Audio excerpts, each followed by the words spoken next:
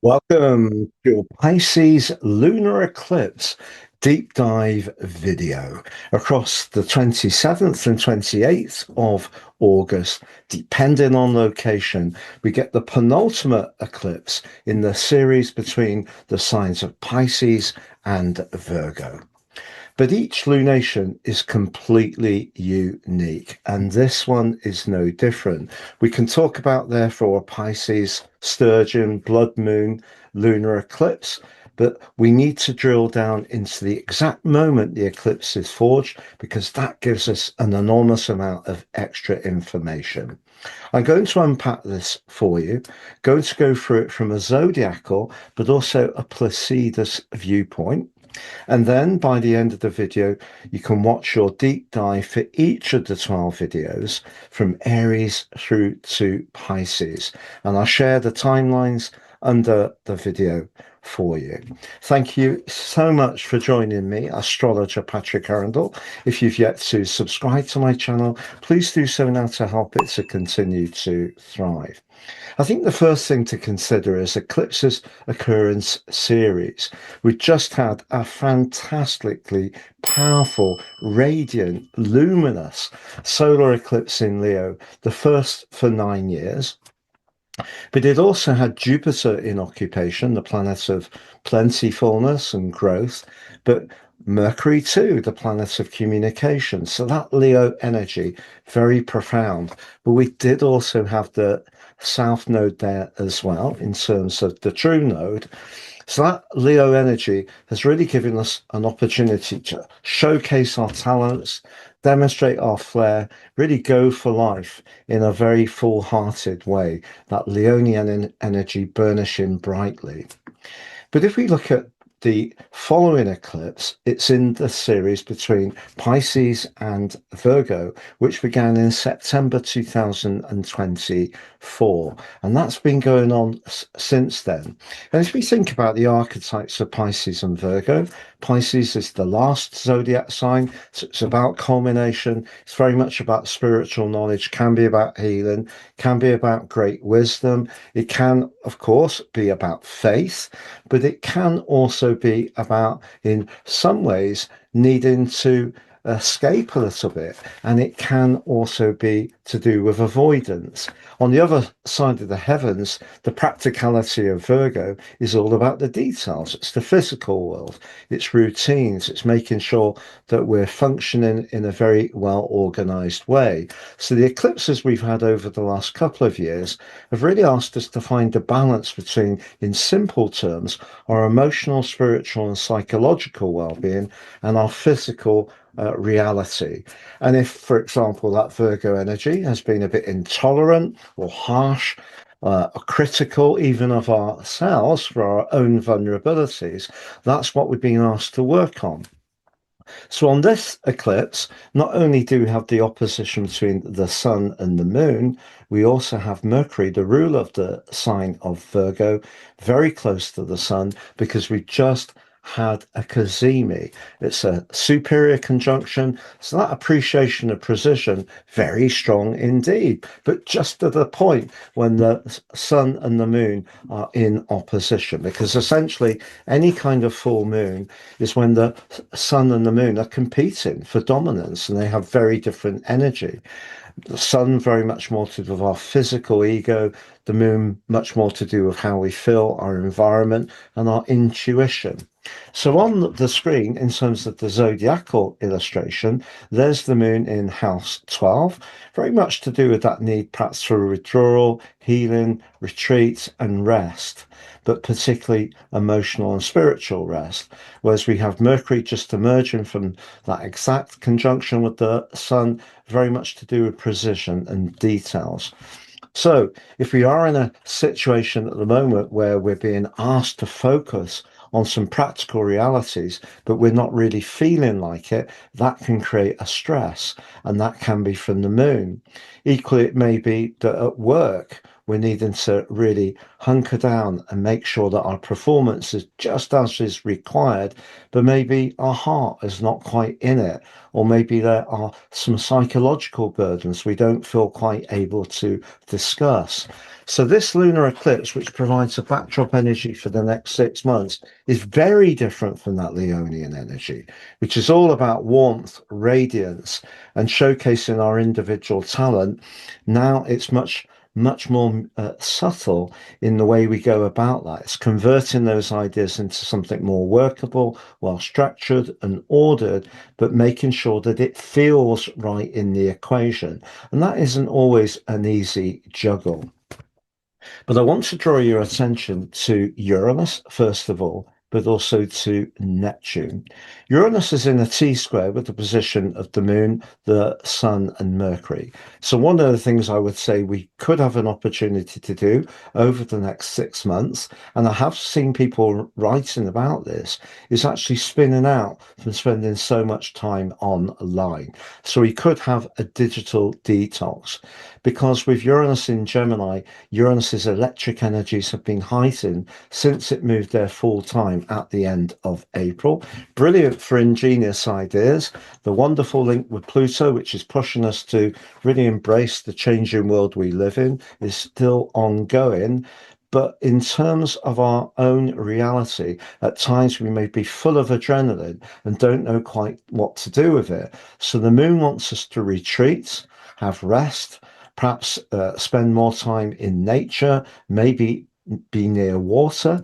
The Sun and Mercury are asking us to engage with the physical realities and routines that we're used to, but Uranus is the disruptor, either through information overload, or it could be because we're thinking too much about how to deal with balancing this more emotional, spiritual, and psychological domain with the physical realities of our lives. So if you are feeling a bit stressed out at the moment, it wouldn't be a surprise. And one of the tactics could be that digital detox, and therefore giving ourselves space to embrace that more sensitive part of our nature that we may actually be a little bit reluctant to look at. Now, the other thing to tell you about is Neptune. Neptune's in a quincunx with the position of the Sun and also Mercury. And because Neptune and Saturn in Aries, very much to do with physical energy, are in a retrograde. And we also have Saturn approaching the peak of its absolute square to Mars, the first for 30 years, which will perfect on the 1st of September. If you've yet to watch my deep dive video on that, I'll pop the link underneath this video. First for 30 years where they're both in full. So Saturn doesn't do well in Aries and Mars struggles in Cancer. So the potential for even more draining energy defect or default is certainly there from that aspect alone. But back to Neptune and Saturn retrograde. Neptune since early July, Saturn since later, have created a sense of being very much lower on our physical resilience, but also not feeling as robust, feeling more overwhelmed, because the first house is the body, and because the sixth house, a Virgo, can be very much about where we can be virtuous. Again, if we're trying to keep our lives perfect in terms of everything being neat and tidy, that's not necessarily tuning into how our bodies or our minds are feeling. So Neptune in that quincunx with these guys is saying that even if we do have that appreciation of keeping everything very much up together, it isn't necessarily good for our well-being. So I feel we can safely say that physical vitality is going to be at a premium, despite all the optimism that was shared about that Leo solar eclipse. We have to integrate the two eclipses into one because they come from different seasons. If you've yet to watch my August eclipse special deep dive video, I'll put that underneath this video too, because again, that helps us to see the big picture and not treat each event as an individual one-off that has no connection to anything else, because all that happens is you get told an awful lot of very potentially positive information, but then we get the jarring reality of a completely different other planetary influence. It's not to say this event doesn't have some strengths. We do have the angle that's being forged between Saturn and Jupiter. Jupiter, the traditional ruler of Pisces, which is very strong. So if we're doing something that's productive and creative, well thought through, that's staying in touch with how we feel, for sure, we can continue to make progress. So I'm going to share with you now the lunar eclipse from a Placidus viewpoint. Year 2027 is racing towards us. We can look at what the year ahead holds from a general viewpoint, but what about in terms of your unique birth data? If you give me that, I'll produce for you free your year 2027 transits forecast, and also the rest of this year free too.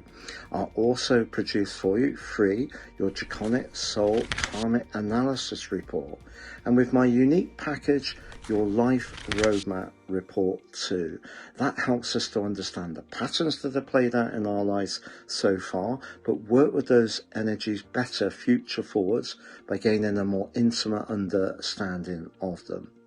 All of this will help you to navigate your way forwards through the new year based on your personal life journey. That's free 12 months forecast, 3 rest of 26, 3 draconic soul karmic analysis, along with your life roadmap report.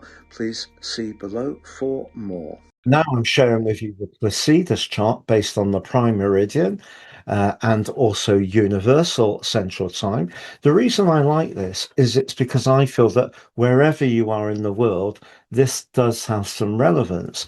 If an astrologer is based in California and shares the chart for LA, that has no relevance for people in Europe. So this is something I think wherever we are, we can tune into. And intriguingly, it puts the Sun and Mercury in the first house, which very much about that Aries energy, which is being affected by the retrograde of Saturn and Neptune. But that's almost saying that we need to focus on the detail of our individual desires. The moon, however, is in the part of the chart to do with wanting to keep things on an even keel as far as relationships. Clearly, we can't do it all. So there has to be some give and take. So it may be that Uranus on the apex of the opposition is going to be like the pressure valve. And that means that our connection to the world could see us being very restless. There may be desire for a change of work. We may find more people want to do things that help them to express what works for them in terms of their values and is much more individual. But it may also see people struggling perhaps to maintain jobs and roles that they've done for many years simply because it no longer works as a more creative output. And we can see that the Sun and Mercury are also in a quincunx with Pluto.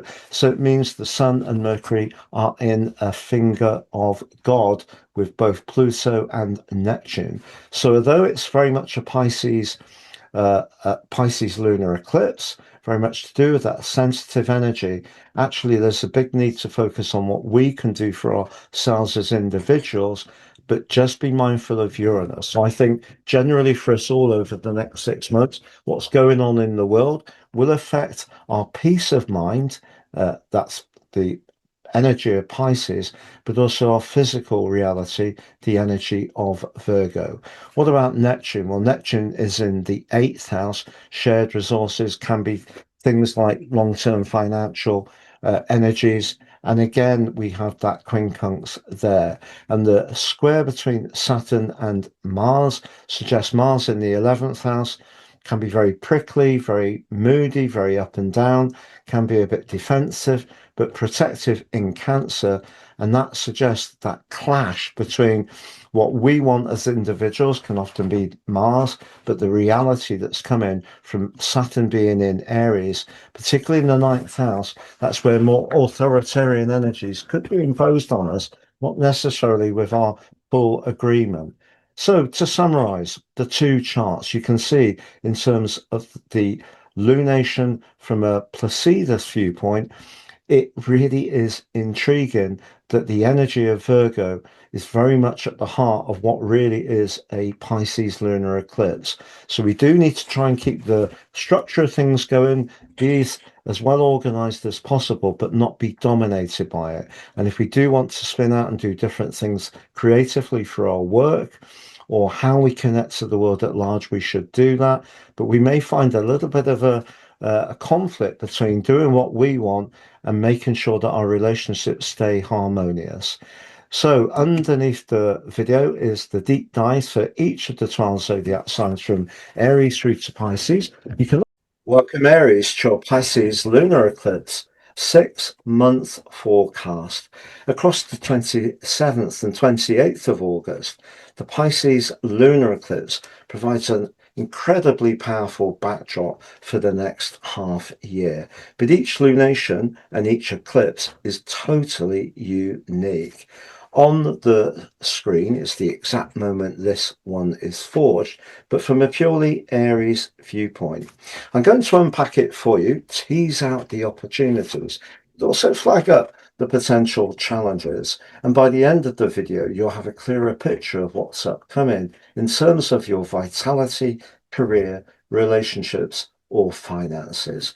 Thank you so much for joining me, astrologer Patrick Arundell. If you've yet to subscribe to my channel, please do so now to help it to continue to thrive.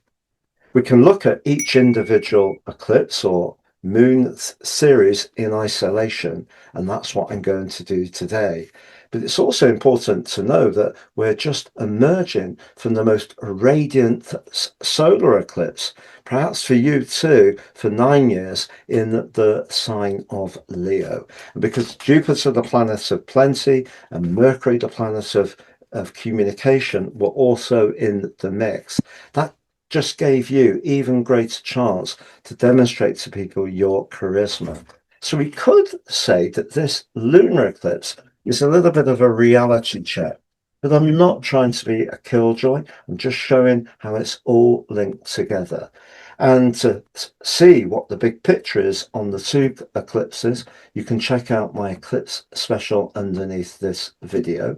But in terms of this one, the moon is in the 12th house for you. If you're interested in healing, if you're interested in personal development, if you're very much interested into retreats, holistic medicine, visiting past events in your life and unlocking how they may still be active in your life, this is a huge opportunity.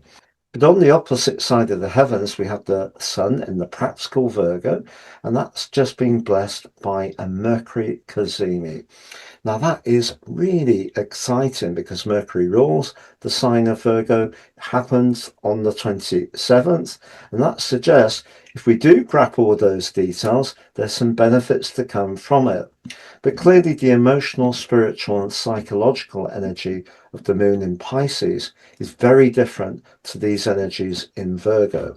So something is a little bit out of kilter, maybe to do with where you work. So for example, you could work somewhere where it's very precise, it's very demanding, and it does require a lot of concentration, and yet you find that rather exhausting.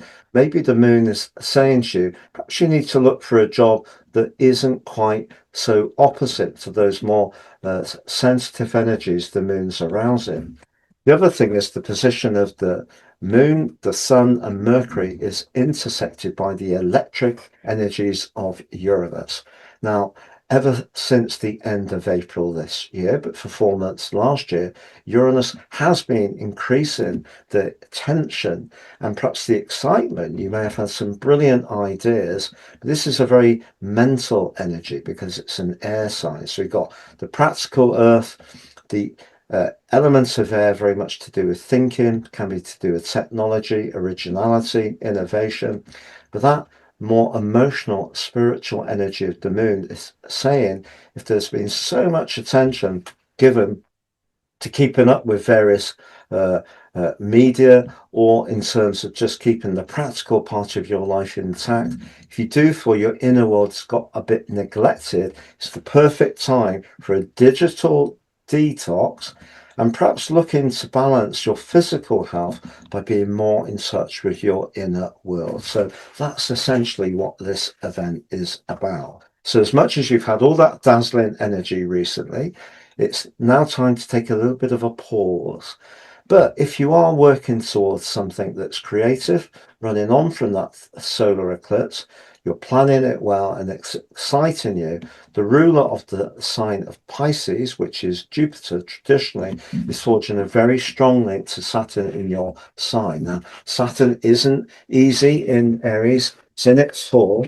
But if you're doing your planning and you're working on something you really find pleasure from, it can continue to make progress. However, conversely, if there are some outstanding issues from your past, perhaps linked to your family, home, or young emotional life, the square between Saturn and Mars, which will reach its peak on the 1st of September, suggests that could be creating a lot of turbulence and frustration. Particularly you feel that someone's being very picky or deflecting in order to not hear how you really feel about a tender subject. And that can really, really make you very angry. And it's also possible that with Venus having just passed an opposition with Saturn on the 21st, 22nd of August, that if you have had to set your boundary, or perhaps you chose to take the least line of resistance, but maybe there has been a tense point in an emotional or personal relationship. Venus has now moved into a better position, and by the end of its journey through Libra, will be linking beautifully to the North Node. So do know, early in September, I think some new friends or a new romantic interest could show up for you if that is what you're interested in.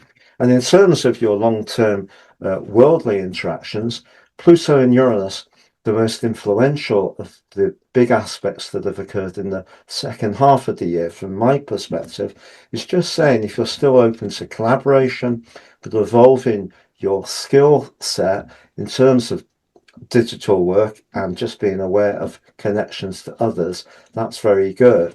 But let's just say, for example, you're doing a job where you've been very dedicated and you've been very much a giver of a service, but now maybe there's some concern due to the changes going on that are out there. You can see Pluto's in a quincunx with the Sun, that maybe that change is creating a degree of anxiety and stress, which would be totally understandable. So let's just circle back to that solar eclipse energy. That's reminding you of what you have that's unique and brilliant. What this lunar eclipse is asking you to do is to be aware of your vulnerabilities, but not judge them. And if you have got any energy issues, whether it's your physical energy that's a bit lower, whether it's your mood that's a bit lower, trying to balance that more psychological dimension with the practical dimension is a really smart thing to do. So that means eating better, getting the right amount of rest and sleep, doing the right amount of exercise, which can feed the soul. But equally, if you're doing all those practical things well, but ignoring your inner world, that's not going to work either. And between them, this energy of Uranus suggests that if you are feeling on edge or stressed out, it's an ideal time to try to spin out and have a little bit of a digital detox. So that's the overall theme of this particular event, Aries. I'm going to summarize those 4 areas of vitality, career, relationships, and finances next. Just to say, if you've yet to watch your Mars square Saturn deep dive video, the first time they've been in this relationship for 30 years, please check that out underneath this video, along with the eclipse special. You can also now claim your free year 2027 personal horoscope forecast and get the rest of this year free. You can also claim your free draconic soul karmic analysis. That's where we move the North Node to 0 degrees Virgo from the natal chart, moves all the planets around, and it gives us a different view, more of a soul-led view to what we bring into this world. Fascinating. That's free too. With my unique offer, please see beneath the video for more. It's 3 for 1. I've reduced the price, extended the length of the forecast, because I'm very sensitive to the cost of living increases that people are experiencing. If you would like to work with me one-to-one, or you've yet to sign up for your free daily written horoscope, you can do that underneath this video too as well. So as far as energy vitality is concerned, if you have been feeling a bit on edge, maybe a little low, I think one of the things to understand most of all is the energy of Uranus could be an aggravate. So if there's lots of data, whether it's memes, videos, watching what people are doing on Facebook, it could all be in a negative way at this very tender time. So after the warmth of the solar eclipse, do protect yourself from the things that could get under your celestial skin. But also don't judge yourself if you are feeling a little bit sensitive or vulnerable or anxious, because it's all part of you. And one of the downsides to that Virgo energy is the perfectionism. So if you're being very harsh on yourself, you're not going to heal your inner world. But equally, don't let anyone else be harsh on you, which takes us into work. Because we've just had a Mercury Cazimi, if you have got brilliant ideas that are also able to be very functionally helpful to others, then continue to work with them for sure. But just know that what you generate now, or what you're doing with your work now, particularly with the Sun in a quincunx with Pluto, just ask yourself the question, is it what you want to be doing in 2 or 3 years' time? Because if you're doing a job and you're doing it well, but it's not feeding your soul, it may be time to have a rethink. If, however, you're working in a very collaborative way with people you feel very comfortable with, I don't think this energy will show up so much in a more negative manner. Now, romantically, you continue to have Jupiter in house 5 in itself, absolutely lovely, very playful, potentially flirty, and you have Venus now having escaped that standoff with Saturn, the planet of restriction, free now through to the end of the first week of September for you to reconnect or have a better experience around relationships in general. So that's very good indeed. Financially, however, Chiron is in its retrograde in the sign of Taurus, but it is broadly in a pretty good angle to the Sun. So if you are doing something, you enjoy the work, the atmosphere there is okay, I think this can be a chance. If you keep saying, this is my value, you will attract that from others. So thank you for joining me, Aries. All the best over the next 6 months, and look forward to seeing you, I hope, again soon. Welcome, Taurus, to your Pisces Lunar Eclipse deep dive forecast across the 27th, 8th of August, depending on location. We have an incredibly powerful Pisces lunar eclipse, a partial lunar eclipse at 4 degrees and 51. It's going to provide a backdrop energy for the next half year. But each eclipse has its own unique identity. We can't just talk about it broadly as Pisces. And that comes from the event chart, the exact moment the event is forged. On the screen is yours, but from a purely Taurus viewpoint. I'm going to unpack this for you. There are some opportunities, there are some challenges, and at the end of the video, you'll have a clearer picture of what's upcoming and how to work with it in terms of your vitality, your relationships, career, or finances. Thank you so much for joining me, astrologer Patrick Arundell. If you've yet to subscribe to my channel, please do so now to help it to continue to thrive. Now, the moon in Pisces can be very sensitive, but it can also be very reflective. And for you, it occurs in your 11th house. So the 11th house is very much about our future hopes. It can be our higher purpose, it can be our friendships, our network. So if any of those are not quite working in the way you want, on the other side of the heavens, the sun in your sister earth sign of Virgo, closely aligned with Mercury, the ruler of the sign. There was a Cazimi earlier on the 27th, which added extra radiance to your social world. But if, despite the fun you're having, the people you're enjoying being, you don't really feel a connection at an emotional level, or you can't really see where it's heading, that's where the tension point can occur. And what's going to activate the tension is the electric and restless vibes of Uranus. Now, Uranus in Gemini is an air sign, of course, so it's been dialing up all of our nervous systems. But for you, since the end of April, very much about your values or your approach to finance. Now, it may have given you some brilliant ideas to make money in a very inventive way. And it's possible, even on this event, that Uranus is square to the Sun and also Mercury could suggest you're thinking outside of the box. But equally, Uranus in a square to the Moon can see you want to disconnect and create space from something you're not enjoying. So that could be people you're hanging around with socially. It may be certain friendships that aren't really working for you anymore. But I feel that Uranus can be very much a provocateur. So we can also suggest that maybe Uranus is creating too much of an addiction for us all to social media, information generally. And if that in any way needs detoxing from your situation to help you to focus on what's really more pure for you, then that would be a smart thing to do as well. Now, in terms of your 12th house, which has an echo of the sign of Pisces, you do have Neptune, very much to do with dreams and idealism, and Saturn structures boundaries, the ruler of time, in the very psychological part of your chart. So I think at the present time, you are in the mood to be much more protective about who's close to you. So as much as this Virgo energy is very bright, vivacious, and fun-loving, I think actually it's a lunar eclipse which asks some really serious questions about who you want to be close to and where your future direction is going, and also whether you're being influenced in some way too much by what you're reading or watching, and is that actually something you need to step away from for a little while.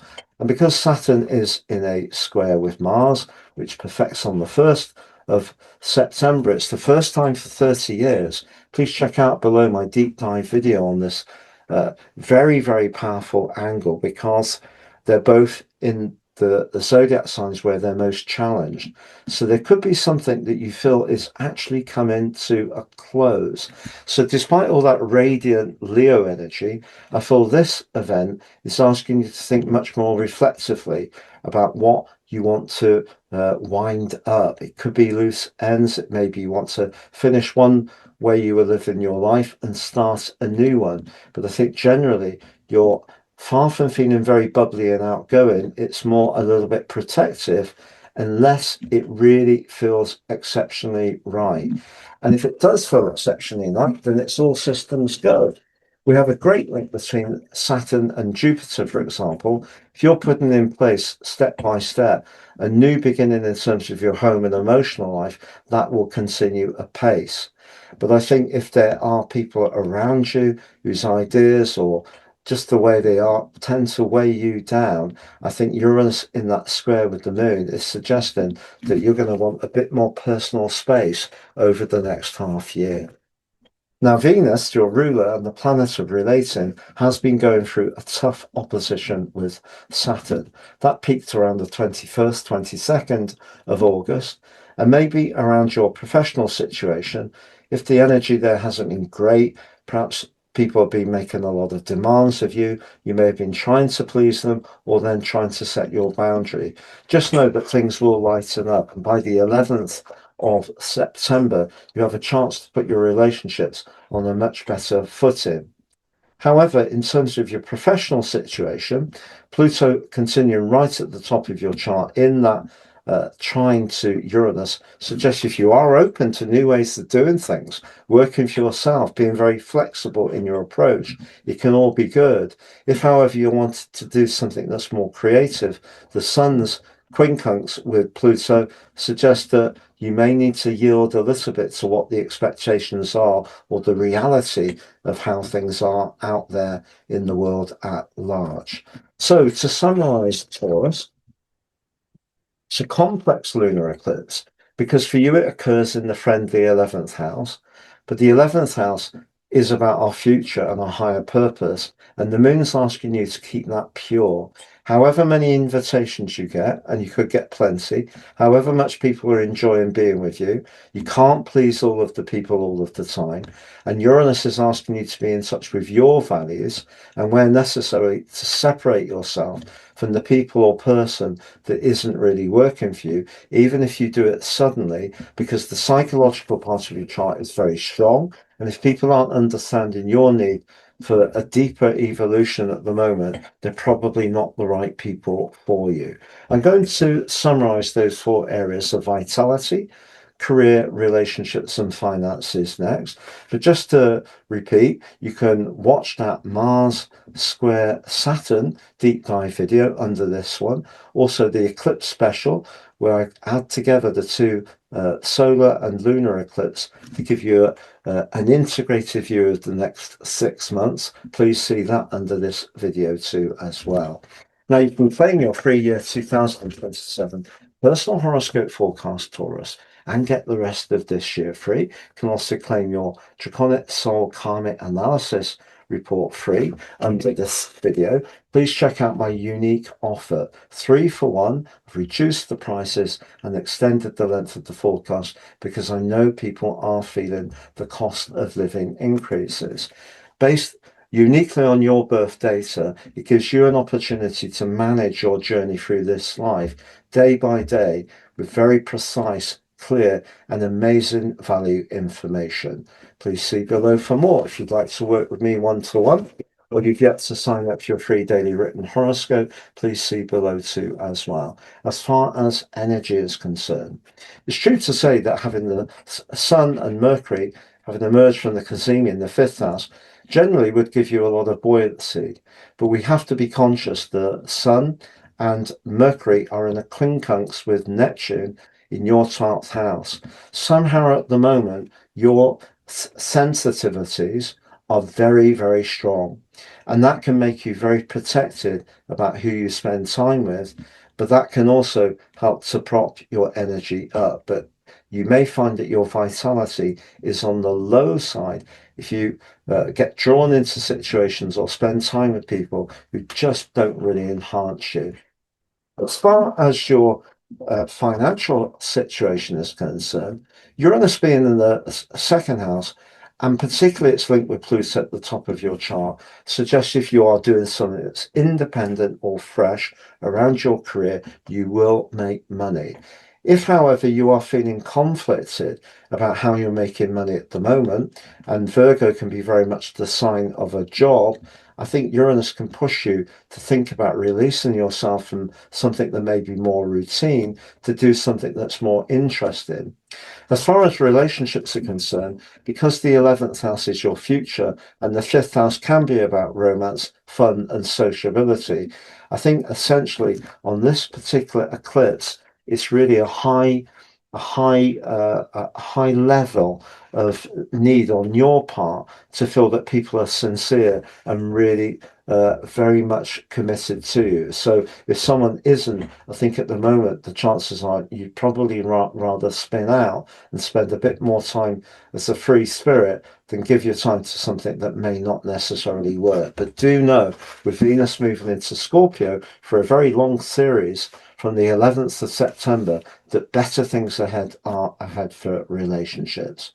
As far as so we've done career, Pluto, Uranus, and money. That's looking good. We've looked at energy, we've looked at relationships, and yeah, I think that's just about us, Taurus. All the best for this unique lunar eclipse. Thank you so much for joining me. Welcome, Gemini, to your Pisces Lunar Eclipse Deep Dive Forecast. Across the 27th and 28th of August, the Pisces Partial Lunar Eclipse is forged, which provides a backdrop energy for the next half year. I'm going to summarize what a Pisces lunation means in general, but each of them is absolutely unique. On the screen is the event chart from a Gemini viewpoint. I'm going to unpack this for you. There's going to be some opportunities, but there are some challenges. And by the end of the video, you'll get a clearer picture of what's upcoming over the next half year in terms of your vitality, career, relationships, and finances. Thank you so much for joining me, astrologer Patrick Arundell. If you've yet to subscribe to my channel, please do so now to help it to continue to thrive. This eclipse is the last but one in a series between the signs of Virgo and Pisces. Virgo very much about practicalities, Pisces very much about sensitivities. But for you, the energy between them sees the moon in the most elevated part of your chart, the 10th house, which is where our feelings are close to the surface. And it's also to do with perhaps our connections to the world. It can be how people view us. It may be through our professional interests. It could be what we do more locally. But generally, your feelings, and remember, you're an air sign, so you thrive on quick communication. So feelings and therefore vulnerabilities can be very much closer to the surface. On the other side of the heavens, we have the sun in Virgo, which is a sign which is very much to do with pragmatism, function, keeping things working in an ordered way. Your ruler Mercury has just blessed the sun in a cazimi earlier on the 27th, suggesting that when it comes to what you do with your home, particularly perhaps if you use it to work from, you may have some brilliant brainwaves on this particular event. And the potential for brilliance is amplified because Uranus, the planet of change, which joins you for the second time at the end of April, is in a very provocative relationship with the moon, the sun, and also Mercury. And that can be for the good or bad. But if we go back to the end of April, since then, Uranus has provoked you really to clear from your world anything that's stagnant and stale, and that could be some of your routines, and to try to refresh things. So in that square with the position of the sun and Mercury, perhaps it is time for a declutter in your home space. That can add extra air, which you would really appreciate. Or are you thinking, are you restless, and are you thinking, do I need to move altogether, or am I looking for new stimulation? That would be entirely possible. But what the moon's saying is whatever you decide to do with the physical world of the sun and also Virgo, there is going to be an emotional consequence. And the emotion in Pisces is very visible. And for a sign like you, which depends on your intellect, that could feel rather uncomfortable. So we could talk about this being a healing full moon, but it could also push you to try to rebalance your work-life situation. It's not quite functional as it could do, but it may be you're tempted to take some radical action because Uranus is being very much involved in this event. But it's not just Uranus, to be honest. Now, in terms of expressing ideas, which you have a huge gift for, if you're connected to people that really get where you're coming from, the link between the steady idea of the zodiac, Saturn, very much about structures, and Jupiter, very much about your faith, your ideas, your philosophy. If you're trying to reach a greater audience, if you're planning well and executing positively, what a great link. So don't believe the sunniness from that Leo solar eclipse is extinguished. It's not. You can keep working with that energy. It's just this energy is a completely contrasting energy. And I produced a special eclipse special, two specials there, video, which you can look at underneath this video, where I integrate the two eclipses together. And in terms of this one, I feel if you are working towards something which is truly meaningful and is about expressing your ideas, that's very strong. But what about if some of your hopes for the future aren't entirely realistic? That's not me being rude. It just could be that you've got an idea which has got great benefits, but somehow or another, it may need funding, it may need time, it may need some additional support. And Neptune can make us really hope for things, but not necessarily look at the detail. So, okay, you have the Virgo energy to help you. It's just there in a quincunx with Neptune. So this is not an eclipse to be too idealistic. It's an eclipse to be very realistic, which comes from this Virgo energy. And if you do want to change something, just know that there's going to be an outcome, and that outcome could be disruptive to your emotions. But sometimes we have to have the confidence to do something different in order to make something better. And you can see that the position of the Sun and also Mercury is a yod for the sextile between Neptune and Pluto. So a lot of energy is really around this potential for perfectionism that could be coming up in your home and emotional life. And that may be a snag if that's then directed back towards how you feel or how others feel that you're interacting with. The other part of this chart in terms of a challenge is that the expectation you may have around some of your ideas, particularly as far as mixing business with pleasure, that could be challenging too. Mars is advancing into square with Saturn, which will peak on the 1st of September. It's the first for 30 years when they're both in four. The last week of August, the first week of September. Please check out my special video for that beneath this one. And that suggests that even if you have got those expectations, nothing may be going quite as quickly as you would like, which in itself can create great frustration. Pleasingly, however, Venus, the planet of relating, which is in a joyful part of your chart and has just emerged from an interesting encounter with Saturn, where maybe you had an opportunity to take the least line of resistance or to assert your boundaries, or was it the end point in a relationship that really had reached the end of the road?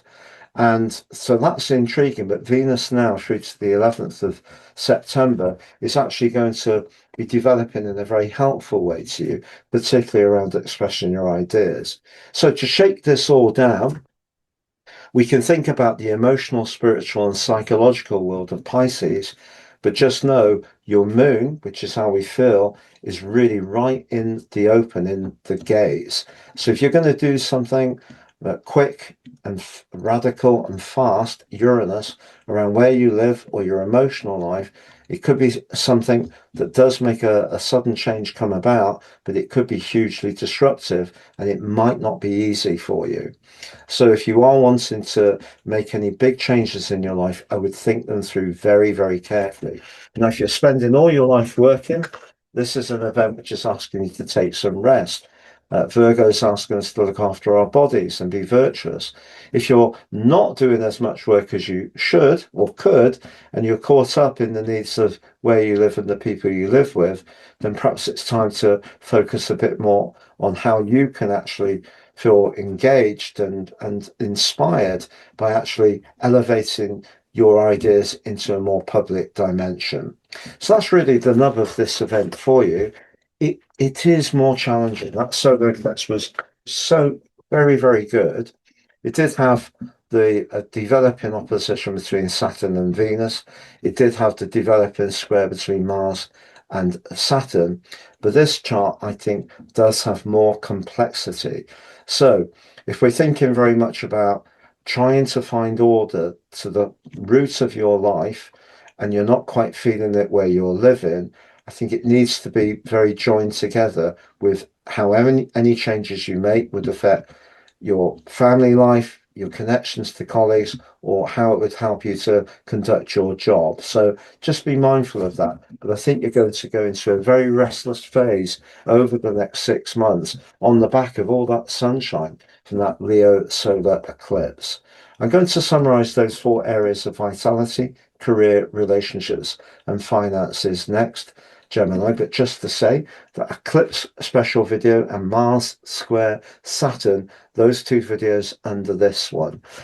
You can claim your free 2027 personal horoscope forecast and get the rest of this year free underneath this video. You can also claim your free draconic soul karmic analysis report. Why? Well, with my unique 3-for-1 offer, reduced the prices, extended the length of the forecast, because I know people are feeling the cost of living increases, and I want to make the charts as accessible as possible. Totally unique for the person they're produced for. Searing insights, but also amazing value. Please see below. And if you'd like to work with me one-to-one, or you've yet to sign up for your free daily written horoscope, please see that below too as well. So to summarize, as far as energy is concerned, well, we can think in terms of energy, I think around nervous energy, because I think you can have a lot. And I think if you are wanting to do something to change your life and you feel at the moment unsure about the future direction you could take, that can create extra tension and frustration. Also, Saturn in the square with Mars suggests if finances are unsure. Neptune also in that rather disorientating angle to Neptune and Mercury, and also these guys in a quincunx to Pluto as well. Your options at the moment seem to me that you shouldn't make quick decisions without thinking about what the implications will be, because if you do, that will affect your energy more than anything. As far as your professional situation is concerned, the moon's asking you, particularly if you work in the field of care, health, uh, psychic work, anything to do with counseling, if you nurture people in some ways, you help people with swimming lessons. I know that sounds frivolous. I don't mean it that way. But anything where you're helping people nurture their understanding of who they are, and that works for you. So that could be working from home, and it gives you a amount of personal freedom, you're going to be fine. If, however, you're in a job which requires you to attend at a particular place, it makes it difficult to, keep up with childcare and all those kind of things, that might be more testing for you. Also, you may feel a little unsure about what you want from your future, and therefore I would clarify that before making any big moves about where you live. Financially, however, with Mars in the second house, your desire to improve your lot can be strong. But if you try to rush the process, and again, you're not planning and clear about what the future direction is, that could be a snag. However, in terms of career, the North Node is right at the top of your chart, having gone over the 10th house cusp. So that's suggesting that more than anything, you trust your instincts in where you're being pulled. It may not seem logical, but if you're being drawn in a particular direction, do listen to that. Now, as far as your romantic situation is concerned, well, Venus is in the 5th house. And it's going to be linking up with the North Node as we get more into September. And I think it's possible that some kind of fated attraction could be heading your way. But if you're in a relationship at the moment where you are sure of the future and you do collaborate well, I think it will be fine to keep going forwards. Thank you so much for joining me, Gemini. It's been a pleasure being with you. All the best, and hopefully see you again soon. Welcome, Cancer, to your Pisces Lunar Eclipse deep dive video across the 27th and 28th of August at 4 degrees and 51 minutes. We have the Pisces Lunar Eclipse, which provides a backdrop energy for us all over the next half year. Each lunation and eclipse is absolutely unique. On the screen is this one, but from a purely Cancer viewpoint. I'm going to unpack it for you, and by the end of the video, you'll have a clearer idea of the opportunities, but also the gotchas in terms of your vitality, career, relationships, or finances. Thank you so much for joining me, astrologer Patrick Arundell. If you've yet to subscribe to my channel, please do so now to help it to continue to thrive. This eclipse is the last but one, the penultimate one in a series between the signs of Pisces and Virgo. But we've just had a hugely dynamic, fiery Leo solar eclipse, the first for 9 years. And that was hugely positive, particularly as far as your finances are concerned, and just being passionate about the things that you really care and are invested in. So how does this eclipse work with that? Well, it comes from a different series, so they're competing. To understand how this works, please check out my eclipse special video underneath this one. But in terms of this unique eclipse, what we have with the moon in your sister water sign of Pisces is a heightened amount of sensitivity. The sign of Pisces is about culmination.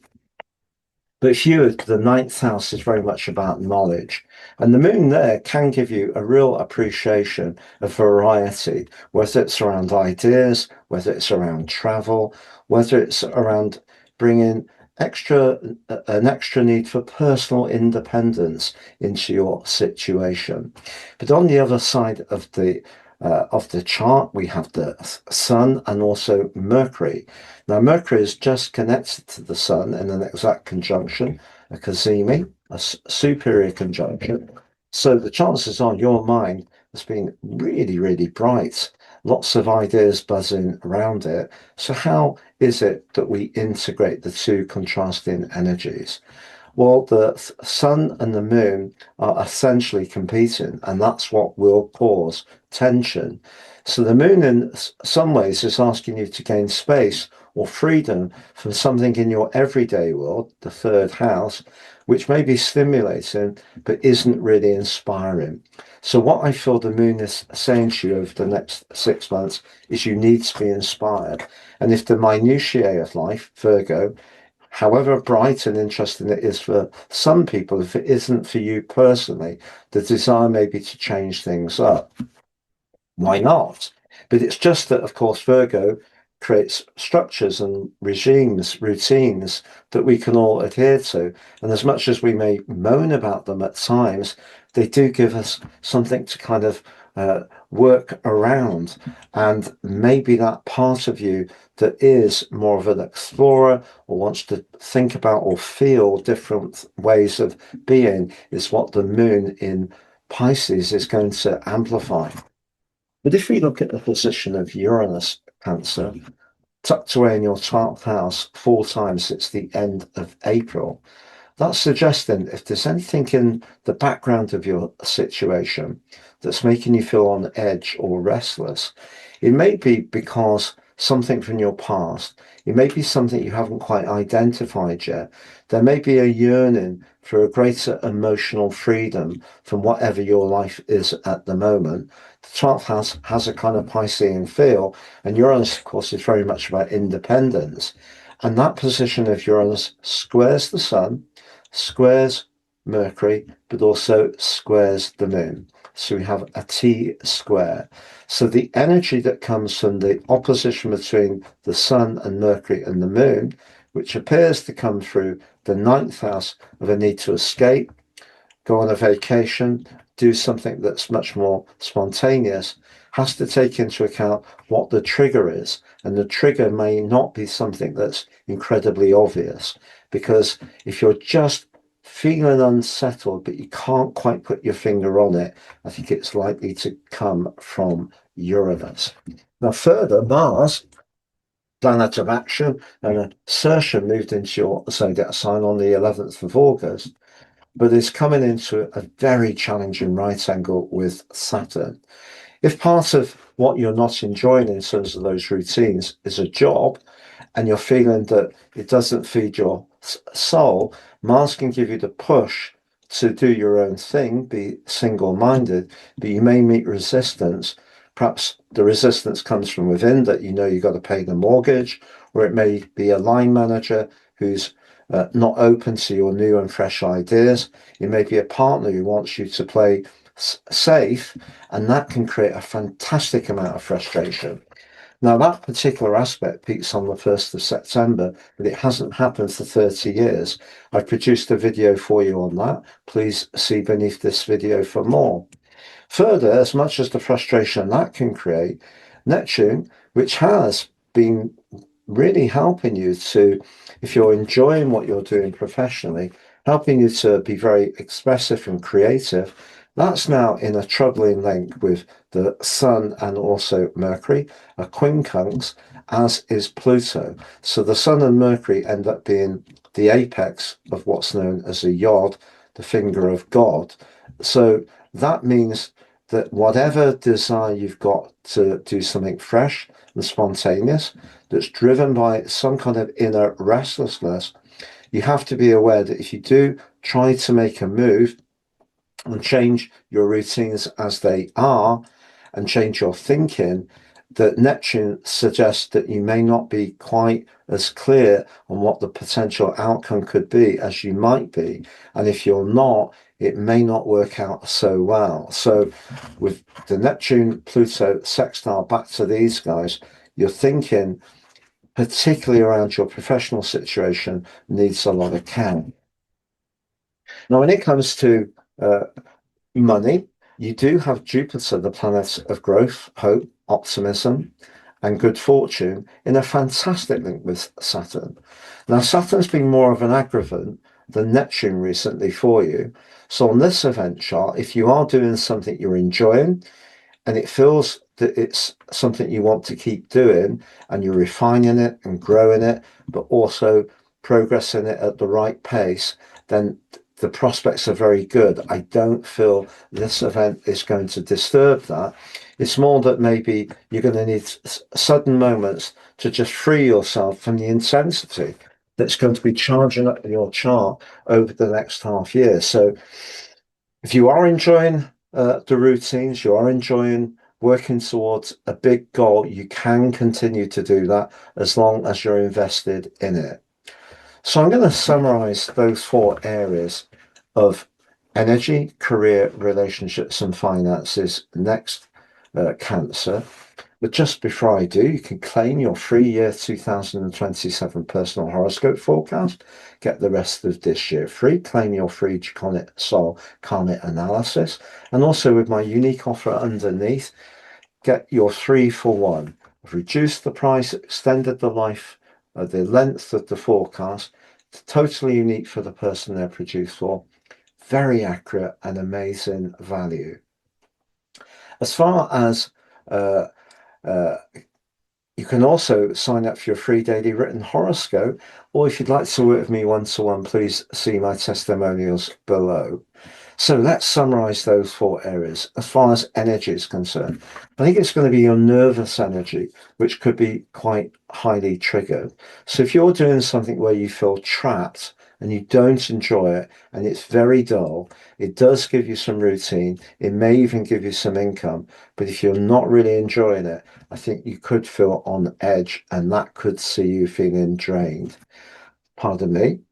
Mars in your own zodiac sign can be very good for personal vitality, but is checked by Saturn in a right angle through to the end of August to start of September, suggesting if you're in a job which doesn't give you much latitude to be individual, that too can drain your vitality. So as finances are concerned, if you're doing something you're really enjoying and you have a job you enjoy as well, Saturn's link to Jupiter is a very strong one, despite Saturn's retrograde. If, however, in terms of your professional situation, you're feeling a bit unsure what to do, and that's Neptune right at the top of your chart, so the most influential player still, but in a quincunx with these guys, you need to keep bringing it back to the details. If you keep going to your idealism and where you need to escape the reality of what you're doing, as much as you may be feeling you're healing your situation by listening to your heart, at the end of the day, we all need to find a balance. And that essentially is what this eclipse is about. Virgo is about reality, and Pisces is about what we'd really like to do. As far as long-term finances are concerned, however, Pluto is continuing in a great link with Uranus. So if you're working behind the scenes or doing something more scientific or research-based or anything to do with technology, that can continue to go well. As far as your romantic situation, Venus the relator is in a very tender location, but has just clashed with Saturn. You had a bit of an issue recently between you and a partner about who does and contributes what. That might have been part of it. You may have also recently been attracted to someone you met through work who's older than you, but just know that Venus is going to be moving into a very romantic part of your chart from the 11th of September and for an extended period into your sister water sign of Scorpio, which does bring some magic, potential magic to your world. Thank you so much for joining me, Cancer. All the best, and look forward, I hope, to seeing you again soon.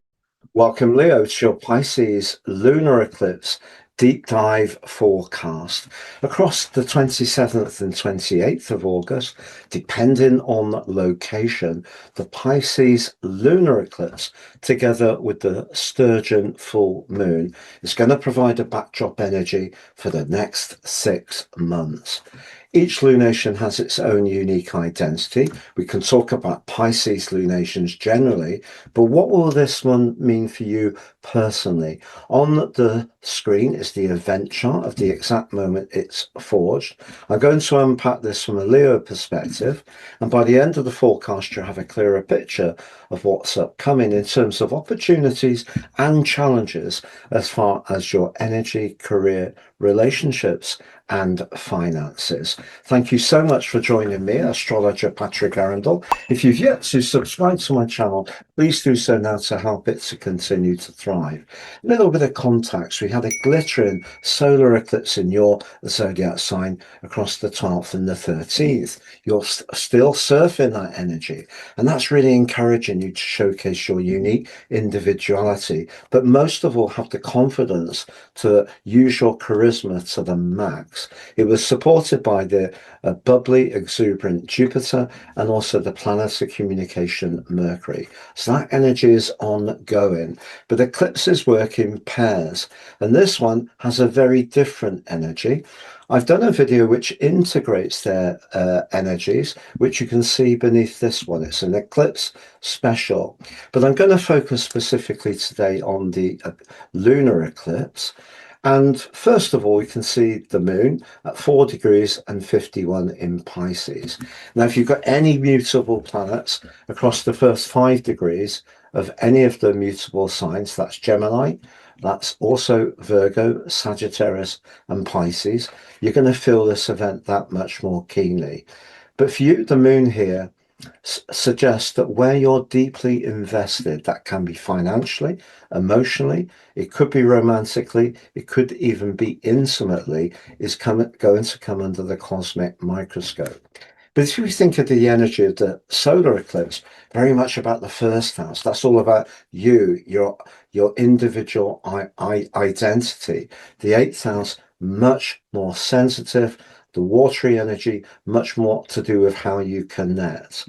So they're not really aligning in a collaborative way, and that suggests this may require some care. But it doesn't mean there isn't still some fiery energy going on still in your zodiac sign. We have the South Node to move back into Leo, and we also have Jupiter, the planet of growth, optimism, and fortune, forging a very strong link with Saturn. So if you are focusing on things which help you to express your individuality, don't stop.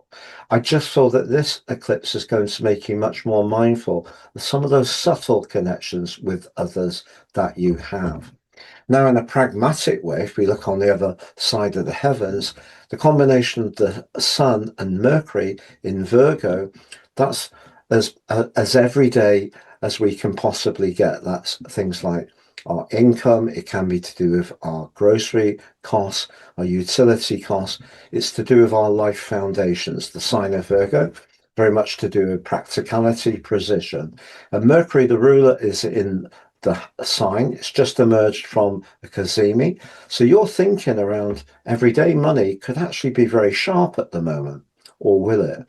Because if we look at the position of Neptune, Neptune has been linking to these planets in Leo, true Leo season, in a really inspirational way. But that's the whole thing. If we look at events on an individual basis, we miss the big picture. And we can see that as the Sun and Mercury have moved from your zodiac sign, very creative, into a sign where you need to convert those ideas into something more functional, what we have is Neptune is in a quincunx with the Sun and Mercury, and Pluto is in a quincunx with them too. So that second house energy, where you're looking to get clear about just those everyday details, if you've got any idealism that's still being processed from the solar eclipse that's not as earthy as it could be, it could see you catch a cosmic cold. And also it can be true around relationships, because this pair acts as a yod, the finger of God, to Pluto and Neptune. So I feel the Sun position and the Mercury position are actually probably more important in some ways than the Moon, because they're asking you to think very realistic a bit about where you are in the here and now. But if we also go back to the end of April, when Uranus, the planet of innovation, freedom, but also of higher truths, moved into a part of your chart to do with your friendships, your network, and your long-term plan. And Uranus has been asking you to get in touch with a part of yourself that is as authentic as possible, but you can see that's in a square with the moon. So just in a pragmatic way, the T-square between Uranus, the moon, Mercury, and the sun suggests that there can be tension between your idealism, the 11th house, or friendships, and your finances, your own everyday finances or shared resources, because maybe there's part of you that wants to liberate yourself from something you have been quite close to. Maybe it's a lifestyle choice. Maybe you have been a bit attached with something. And Uranus begs the question on this particular event and over the next half year, are you a bit perhaps too drawn towards a particular way of doing things, either keeping things very steady and very regular, or are you resisting doing something a bit more radical in terms of your connections because you'd rather stay with what you know? And you can see that the position of Pluto forges a very strong link with Uranus. So if you're connecting to people who share your vision, share your passion, they're both linking back fabulously well to Neptune, you can still make progress, Jupiter to Saturn. But if you're trying to work with a situation where your new way of wanting to do things doesn't quite work with the way you've done things on a regular, everyday basis for some time, or around a close connection, there could be a tension point. So I think essentially the healing that can come from Pisces is being challenged by the electric energies of Uranus. But then it could be argued that if your deeper connections are being inhibited by an addiction, perhaps to media of any kind, and that keeps you free and keeps you detached, but it doesn't help you to get close, that's something to consider as well. There may also be something that you're perhaps a little bit surprised to experience after all the warmth of that solar eclipse, is that someone may be showing up in a way that's disappointed you. And that's Mars, the planet of thrust, in the 12th house of your chart in a square with Saturn. That's going to peak on the 1st of September, but it's building up from now till then. So the reality of that aspect, the first time for 30 years, please see below for my deep dive video on Mars square Saturn, is that someone you weren't expecting to be an opponent may be showing themselves as being precisely that. So the second house can be about our everyday values, our everyday money, our life foundations, and the energy of Virgo is asking you to be very clear-minded in what you want to do, but Uranus suggests that you could keep changing your mind or feel very restless about some of those issues. And then Uranus is square with the moon, could see you want to detach from someone you have been close to because maybe you need your own space, or maybe your higher purpose doesn't quite match with the investment that they're wanting or needs. And also, if you're being very idealistic about your long-term plan, that can fall over too as well. Now, we've also had Venus, the planet of relating, meet in an exact opposition with Saturn across the 21st and 22nd of August. And that may have seen you have an important conversation, perhaps romantically. You may have taken the least line of resistance, the diplomacy of Venus. You may have asserted your boundary, the position of Saturn, but you could still be thinking carefully about that situation. So what we've got in terms of the big picture, Leo, is the solar eclipse was brilliant for focusing on the here and now, very much about beginning things or feeling much more optimistic. And I'm sure a lot of the videos told you it was all going to be amazing. But unfortunately, we have to look at the two eclipses together. And this one is asking you to be much more aware of connections emotionally, but how that feels practically.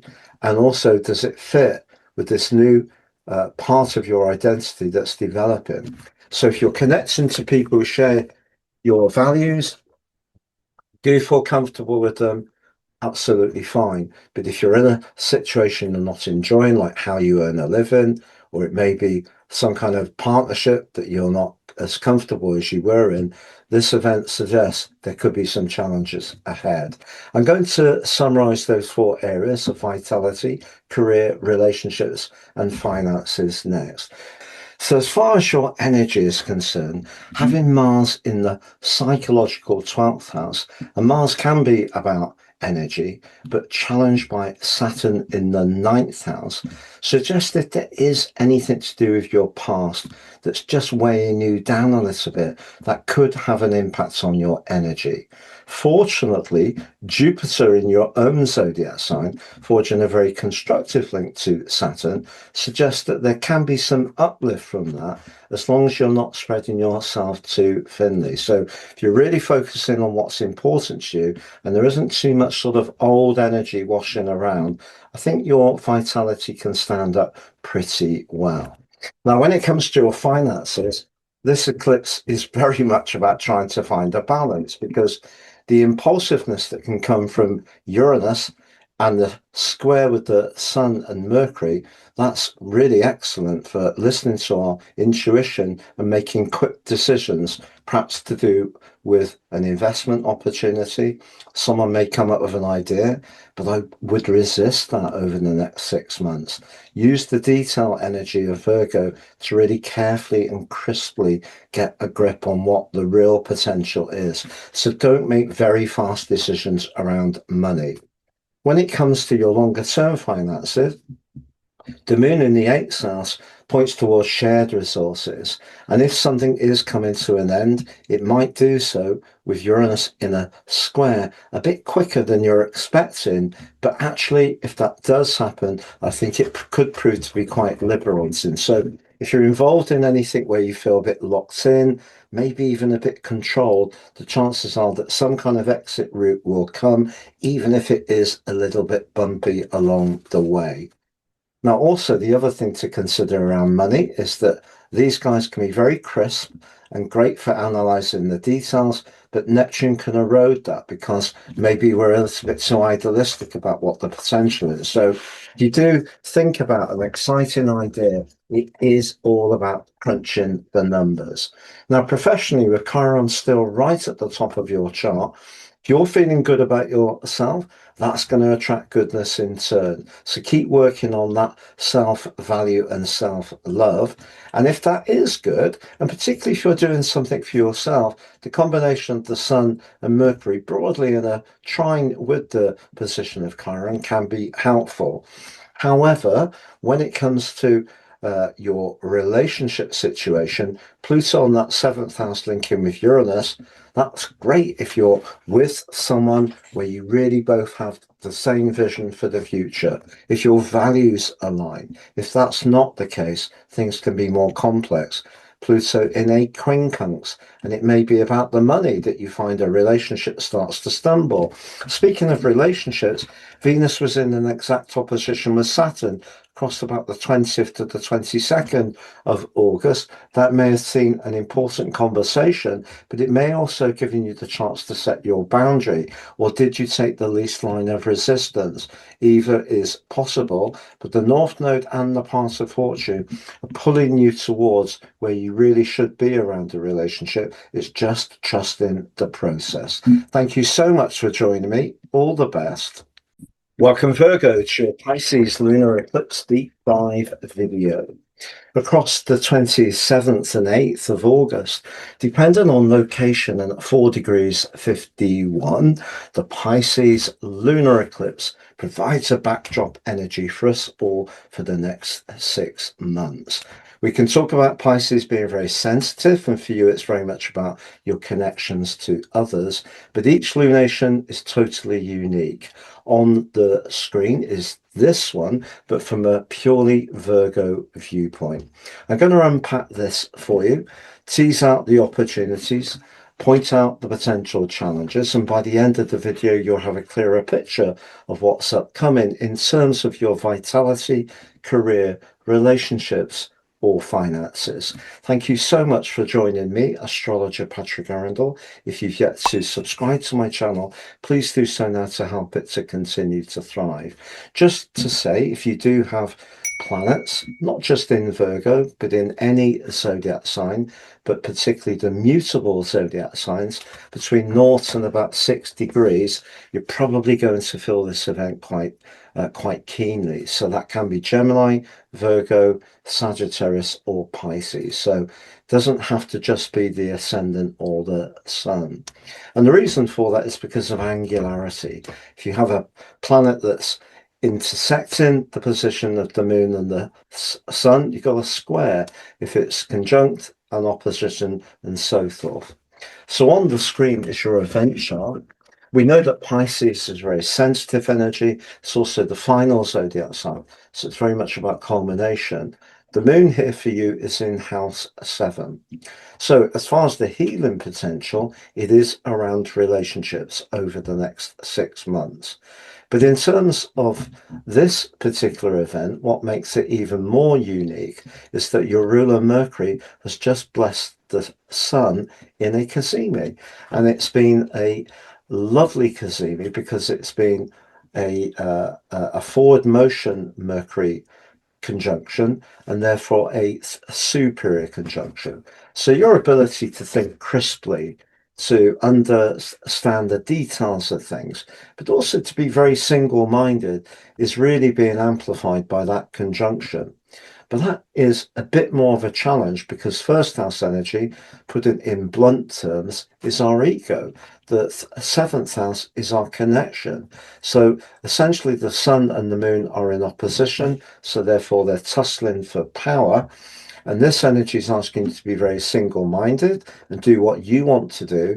And the moon position is kind of conflicting you because it's drawing you into what maybe you should be doing as far as relationships are concerned. And as we all know, we can't please all of the people all of the time. But there are other planetary influences on this particular event which do need some care.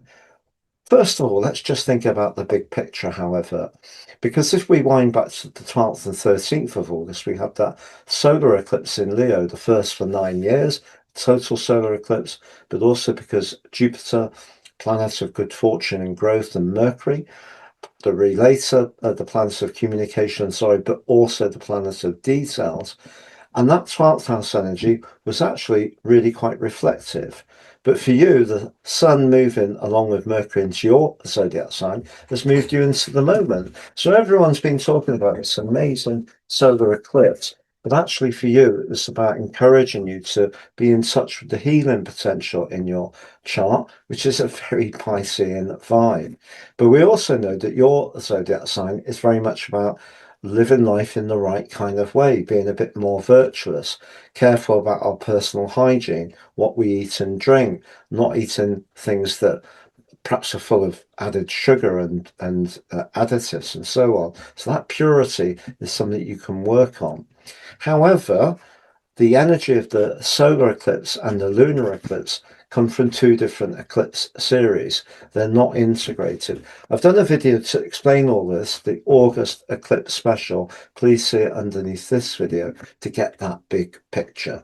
But back to this one. So you're in a part of the year when you need to be single-minded. It's important to go for what you need to do.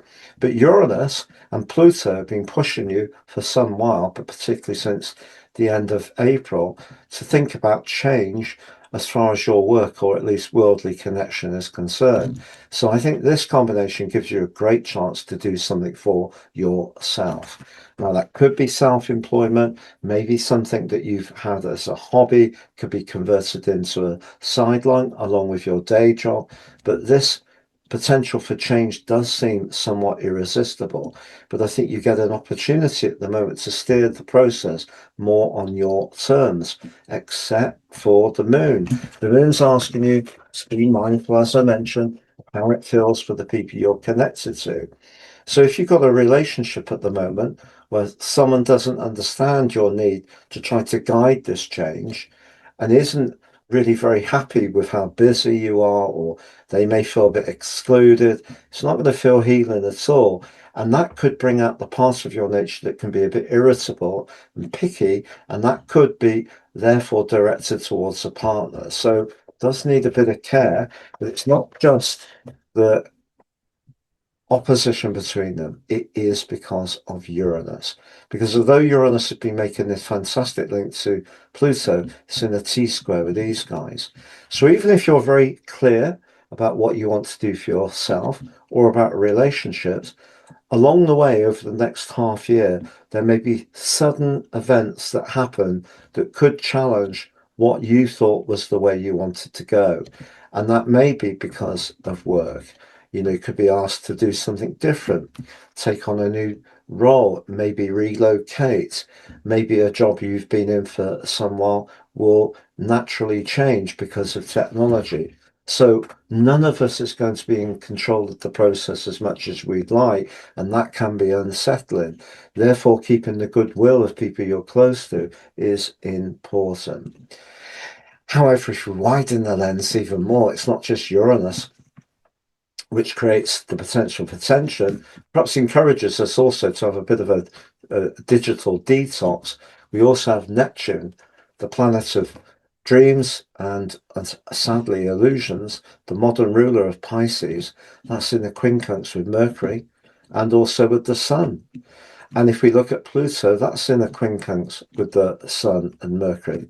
Someone said to me recently, I don't want you to be telling me about quincunxes. I want you to tell me what it means. Fair point, but I have to explain the mathematics behind it. But what I would say was I was impressed you knew how to spell quincunxes, considering you didn't really want me to use the term because it's a very unusual word to spell for those not well versed in astrology. So the issue is the Sun and Mercury are asking you to focus on you. Pluto's asking you to focus on being obligated and sacrificing as you often are to others. And Neptune's asking you to think about the impact around shared finances. Neptune can create illusion as well as imagination. Pluto may be that things change even if you don't want them to change. So we've got several tension points coming back to the Sun and Mercury in your sign. So though you're thinking in the here and now, could be razor sharp, there are other issues to consider. Now, we do have Jupiter in a great link with Saturn. If you are doing something behind the scenes to improve your finances, that can bear fruit. Mars, however, is in a very challenging right angle to Saturn. It hasn't happened for 30 years between these two zodiac signs. Please see my other deep dive video beneath this one, where I unpack that. Mars in its four, Saturn in its full too. So Mars in the 11th house is your connections and network, but maybe there's going to be some changes there. Maybe someone you have collaborated with in the past is not going to be quite so easygoing. So you can see when it comes to your relationships to others, there are quite a few pitfalls. And because the solar eclipse was all about healing, nurture, rest, withdrawal, all good stuff, but you're being asked to live in the here and now, and you're a realist more than any other zodiac sign. So how do you go forwards with this over those four areas? Well, I'm going to summarize them now for you, Virgo, in terms of your vitality, career, relationships, and finances. Please do check out those two videos, your August eclipse special and also your Mars square Saturn 30-year return video below. But you can claim your free year 2027 personal horoscope forecast and also get the rest of this year free. You can also claim your free Draconic Soul Karmic Analysis report through my unique 3-for-1 offer. Reduced my horoscope prices, but also extended the length of the forecast because I know people are feeling the cost of living increases and I want to make them as accessible as possible. Each produced for the person they're done for, so based on your personal birth data, amazing value, but most of all will give you an enormous amount of knowledge to guide your personal journey forwards. If you'd like to work with me one-to-one or yet to sign up for your free daily written horoscope, please see beneath the video too as well. So as far as energy is concerned, I do agree that the Leo solar eclipse does give you a chance to embrace all sorts of healing processes over the next 6 months. Keep going with those for sure. But you do also have Pluto in the sixth house. So the more you can evolve and transform your approach to what you eat, drink, and exercise, diet, and so forth, the better it will be. Professionally, Pluto in that link with Uranus is great if you're open to change. If you're trying to do things on your own terms, which I think could work very well with this combination of the Sun and the Cazimi Mercury, just be aware of the practicalities, Pluto, but also to do with shared or investment monies, because that could be quite hazy. And as far as your relationships, well, the moon in the seventh house can be incredibly harmonizing and can give a lot of its time away to keep the peace. But I don't necessarily think that's the right thing for you, because it's important at times to do what we want to do for ourselves. But what you can do, I feel, is keep the key people in your world very closely involved with what you're trying to achieve, because you may see it that you're trying to do it for their benefit. As far as your longer term finances are concerned, go a bit careful. I don't think it's the time for speculative stuff. Mars square Saturn, eighth house.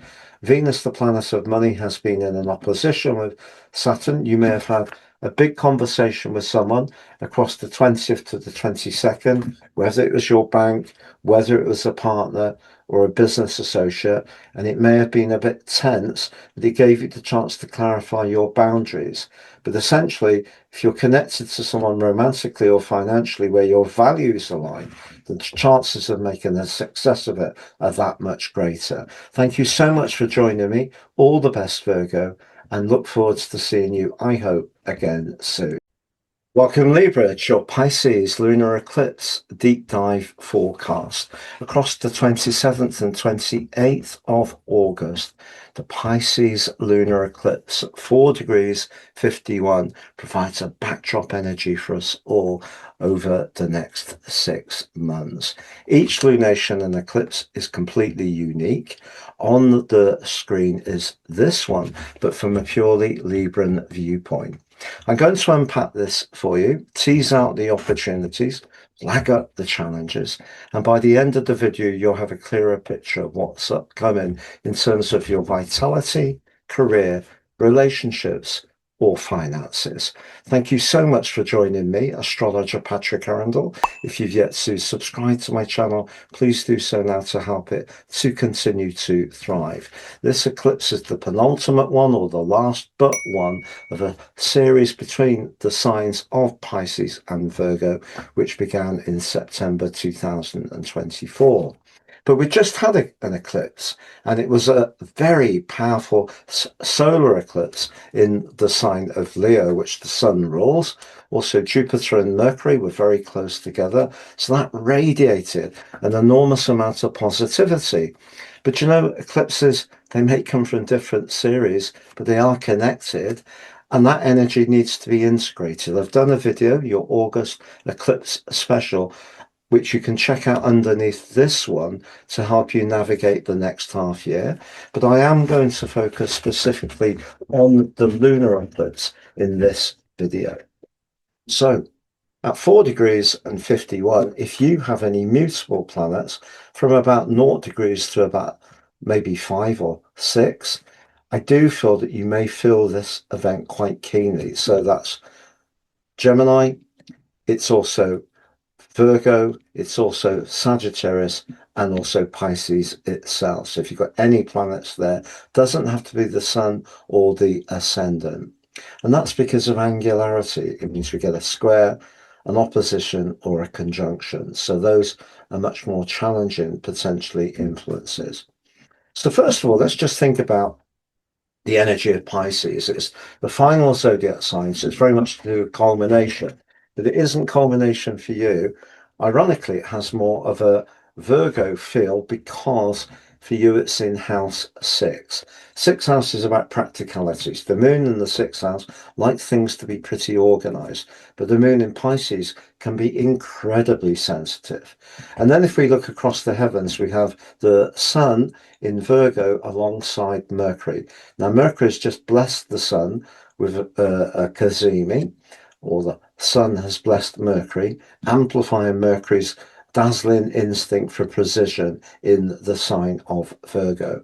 But in your case, the precision could show up in terms of understanding the psyche of situations. So your analytical skills are going to be heightened, but perhaps understanding what people's motivations are or what yours are too. But for us all, what we need to watch is, because Mercury's in the mix, that we're not using its picky and rather finite view of life to attack the moon, because essentially these guys are in opposition. So, for example, if something is a bit disorganized in your life, are you going to judge yourself for it? If you're finding it a bit difficult to keep all those plates spinning, don't be too harsh on yourself, because believe me, someone may do it for you. And the reason for that, sadly, is Uranus. Uranus is in a T-square with both positions. Uranus brings things out quickly. It can be a radical but very helpful influence. And for you, since the end of April, it's been pushing you to leave any situation which really no longer suits your greater good. So what could happen, I think, around your practical world and how it feels, but also your emotional world, which can be fed by being virtuous about what you eat and drink and exercise, that Uranus could shake things up. So there may be something that happens that you're not wanting or not expecting, but if it does happen, ultimately it will prove liberating. Because if we go back to the solar eclipse, that's all about having the confidence to believe the future you want will eventually manifest itself. And that's an eclipse series that's just beginning. So you have the benefit of that Leonian and Aquarius energy coming in over the next 18 months. So if something does end, essentially, particularly about work, which is what Virgo can be about, and it feels like someone's being very picky, not very kind, try to be philosophical about it, because it could truly be liberating. Now, there are some other planetary influences that go beyond Uranus.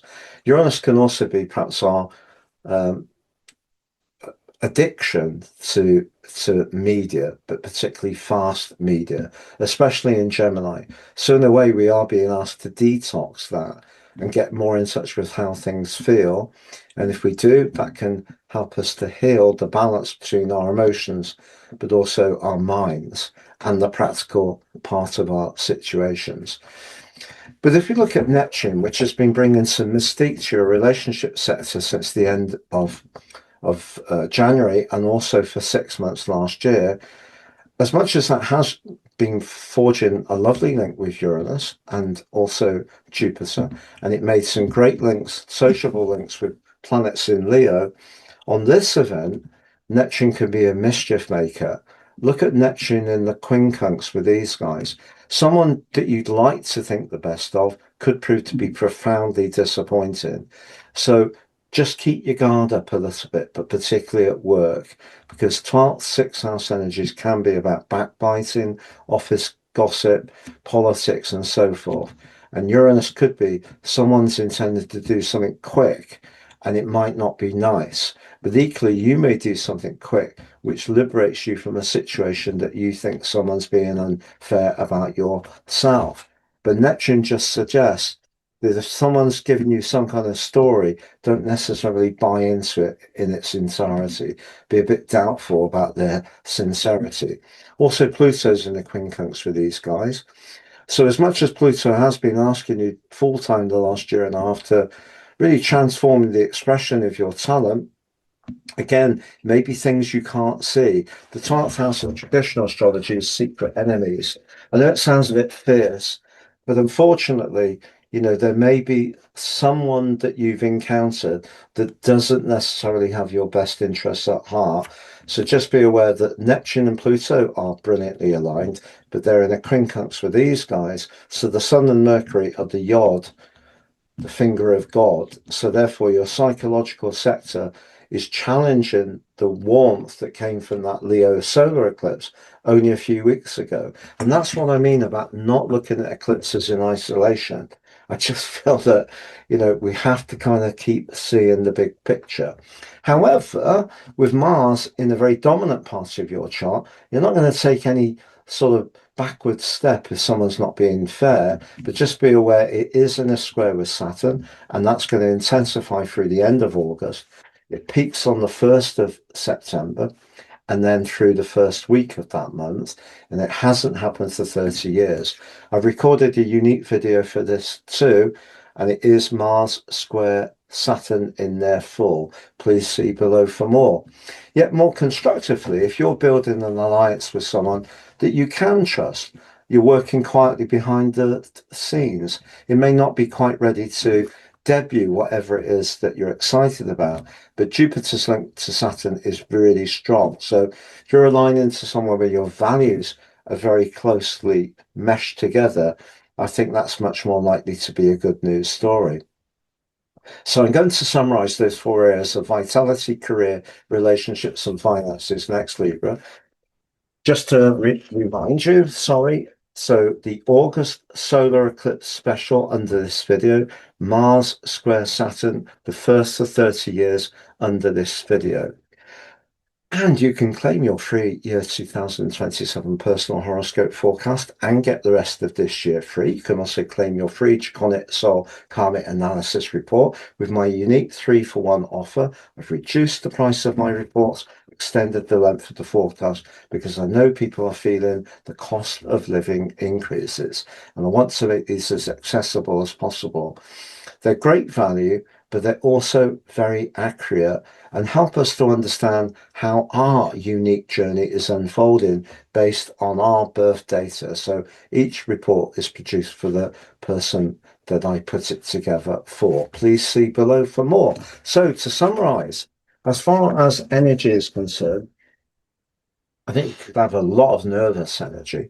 And if there are some things that you're dealing with that are more psychological, the best way to deal with those, is actually look after your physical well-being. Not by doing too much, but by doing enough. Stretching, walking, yawning, doing a little bit of home aerobics, going for a swim, perhaps getting out on a bike, going for some yoga, whatever it might be that is your particular thing. It's good because I think if you have some moments of escapism from some of those professional pressures or perhaps home and emotional ones, it's very good for the soul. In terms of your professional situation, if you're dealing with someone who wants to dominate you and it isn't being fair, something may have shown up towards the end of week commencing the 17th of August as Venus went opposite Saturn. And there may have been a very frank exchange, which may not have been easy, but that exchange will help you to either assert your boundary or to perhaps take the least line of resistance. It's going to be a choice, but I think by the time that we get to the point of this eclipse, Mars is really getting into a very tense right angle with Saturn, and it may be that you're going to have a real battle of wills. Someone may also find out that despite the fact that you can be very charming and affable, you can be very strong as well. Good for you if so. However, if you're collaborating really well with someone, that Jupiter, and it's in a team situation, that Jupiter-Saturn situation can work marvelously well. If your work also involves technology and being very forward thinking, that can call out to you. And if you'd like to work in a place like a hospital, a prison, a big governmental office, quietly behind the scenes, you may snaffle that job over the next 6 months. As far as relationships are concerned, having Saturn and Neptune both in retrograde in the 7th house is not really ideal, but we do have Pluto in your 5th house of romance in a great trine to Uranus in the 9th. I still think if you push to meet the people who really match your values, you can have a successful relationship through this 6 months. And remember that solar eclipse is all about socializing as much as you want or can, even if on this particular event, almost immediately, you may be more in the space to have a little bit more you time. Thank you so much for joining me, Libra. All the best. Welcome, Scorpio. Pisces Lunar Eclipse deep dive video across the 27th and the 28th of August. The Pisces Lunar Eclipse, a partial eclipse at 4 degrees and 51, provides a backdrop energy for us all for the next 6 months. We can talk about Pisces full moons or eclipses generally, but each lunation has its own unique identity. On the screen is this one, but from a purely Scorpio viewpoint. I'm going to unpack this for you. I'm going to tease open the opportunities, but also flag up the potential challenges. By the end of the video, you'll have a clearer picture of what's upcoming in terms of your vitality, career, relationships, or finances. Thank you so much for joining me, astrologer Patrick Arundell. If you've yet to subscribe to my channel, please do so now to help it to continue to thrive. A little bit of context. So it's the second eclipse of the month of August. The first was dramatic because the sun was in its home sign of Leo in an eclipse, a total eclipse, a solar eclipse for the first time in 9 years. And that was pushing you to elevate your talents and to link up with the world at large in the most confident and self-assured way. With Jupiter and Mercury in the mix, everything to go for. But you know, that energy is still ongoing, but this energy comes from a different eclipse series, and we need to weave them together. I produced a video to help you to do this. It's the August eclipse special video. Please see it beneath this one, but I am going to focus on the lunar eclipse specifically on this presentation. So what we've got, Scorpio, in the sign of Virgo is the ruler of the sign, Mercury, has just been connected to the sun in the most fantastic of ways. So we've had a cazimi. But because Mercury is domiciled, so dignified, but also it's not in retrograde, so it's a superior conjunction. So if you're thinking about your future, you can do so with precision and enthusiasm. And if you're a natural networker, your ability to build up alliances with others is also going to be assisted by this. But remember, the energy of the solar eclipse was in the most prominent part of your chart, the 10th house, and you still have the gorgeous Jupiter there supporting you for next to the near year. And Jupiter actually forges a fantastic link to Saturn. So if you're wanting to continue to move forwards with those high hopes the solar eclipse gave you, don't lose track of that, but just know it may be a case of how you communicate your message and how you link with other people, which is really important. And having that cazimi certainly helps your progress. But if we go to the other side of the heavens, the moon in Pisces can be enormously sensitive, and the energy of Virgo can be very dry and also quite precise. And with Mercury at home at the present time, if you're wanting to do something that's much more heart-led, the 5th house, and perhaps more emotional, perhaps it is to do with children, perhaps it is to do with your love life, perhaps it is to do with doing things that are more in keeping with what your deeper motivations are, and you come up against someone or a group of people who don't get what you're trying to do, could be some of your associates, that actually can dampen your spirits considerably. Now, there is some support. You can see the moon is just under 5. Mars is just under 11. So we've only got a 6-degree gap, but the moon does link to Mars. So if you're determined to really do what you want to do, that gives you support. What can challenge you, however, is if you are someone who kind of needs that network in order to fulfill that dream, then you may feel a bit inhibited about what to do. But Uranus, the planet of surprises, freedom, and independence, is in the part of your chart that's very much to do with where you feel things deeply. And often Scorpio people feel things very deeply. So if there is a friendship connection or even a love connection that you're in the fifth house and you're not really feeling it. And with Mars, your traditional ruler, in the part of your chart to do with escape and freedom, you may decide over the next half year that you're not going to achieve your big goals with this particular situation, and therefore you want to liberate yourself from the connection. So it could be a group of people, could be a relationship, maybe one particular friend. It could be a long-term plan you had that you no longer think is viable. But this change could happen quickly. Uranus is in a square with the moon. That can make us very restless, and also the need for instant space. But it also can equate to instant attraction. Uranus in the eighth house can be about intimacy. Uranus isn't so much into intimacy, but it is into things happening fast. So you could find yourself drawn towards someone, but whether it would be long lasting is another matter. So that could be someone in your friendship circle where you hope to fulfill that more romantic dream, but then could find out that that other person is not wanting the same thing, and that could create a lot of disappointment. We also have Neptune and Pluto in a fabulous link in your situation. Pluto's transforming how you feel and family matters, where you live. Neptune could be how you provide services, earn a living, but they're in a lovely sextile, but forging a finger of God or Yod to these guys. So actually, the Virgo energy on this event, I think, is actually probably stronger than the moon. And that's asking, therefore, to try to stay a bit cooler about your long-term plan. However much there's a need within you to act rather impulsively, make quick decisions. If you're thinking about resources, the eighth house can be about long-term finance. The 11th house and 5th house in different ways can be about 5th house speculation and 11th house luck. I wouldn't be making any quick punt. I keep working on the things that require persistence. Jupiter's in a trine with Saturn. Keep chipping away at what you need to do.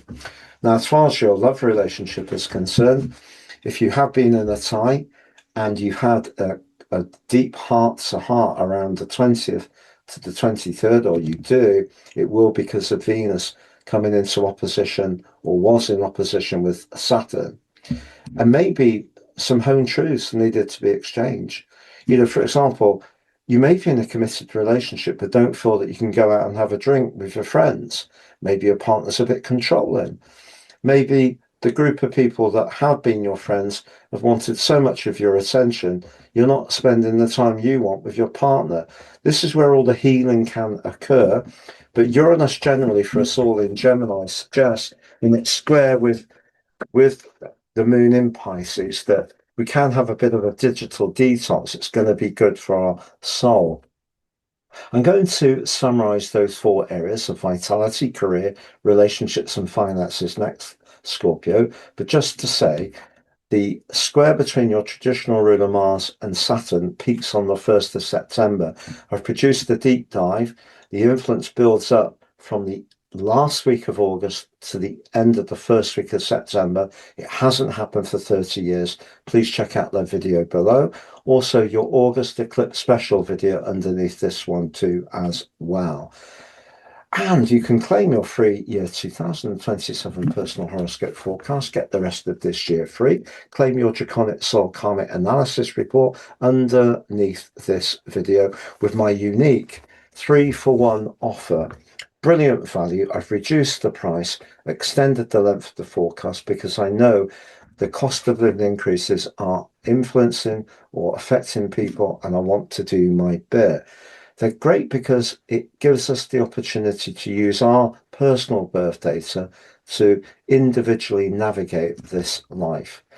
Please see below for more if you'd like to check out having a one-to-one with me, or also signing up for your free daily written horoscope. So to summarize, energy. We can think about energy as house 6 in terms of where we can be virtuous. We can think about it as house 1, our body, nothing in 1.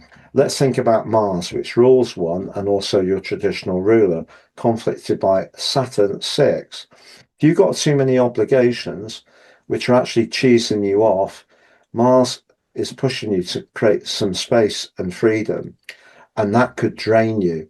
If you just feel that you can't really do what you want, your independence is being challenged in some way, that could be a little draining. Saturn and Neptune in retrograde in 6 is self-evident. You've got to pace yourself. However, professionally, Saturn in a trine with Jupiter is great.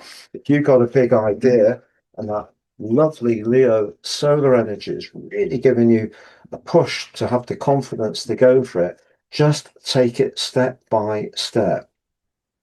Conversely, Neptune in that 6th house can be to do with energy, suggest there could be water retention, but particularly because of the quincunx with the Sun and Mercury in the sign, not of health, that's Scorpio, but more of virtue. So if you want to go out and socialize with friends and overdo it a bit, you could feel that. But what we do also have, as far as your romantic situation is concerned, the moon's in 5. So your desire for romance is strong. Because of the link to Mars, if you're single, you could have a dramatic encounter with someone new. Whether it will be lasting or not is another matter. In an existing relationship, some issues which have been buried away might be about who does or contributes more on the domestic front, could have come into the open. But just know that Venus is moving into your sign for an extended period. For the first time in 8 years, we have a Venus retrograde in Scorpio. The whole process begins on the 11th of September, but you are going to have some big decisions around your love life from that time. As far as everyday money is concerned, nothing. 2, 8, yes.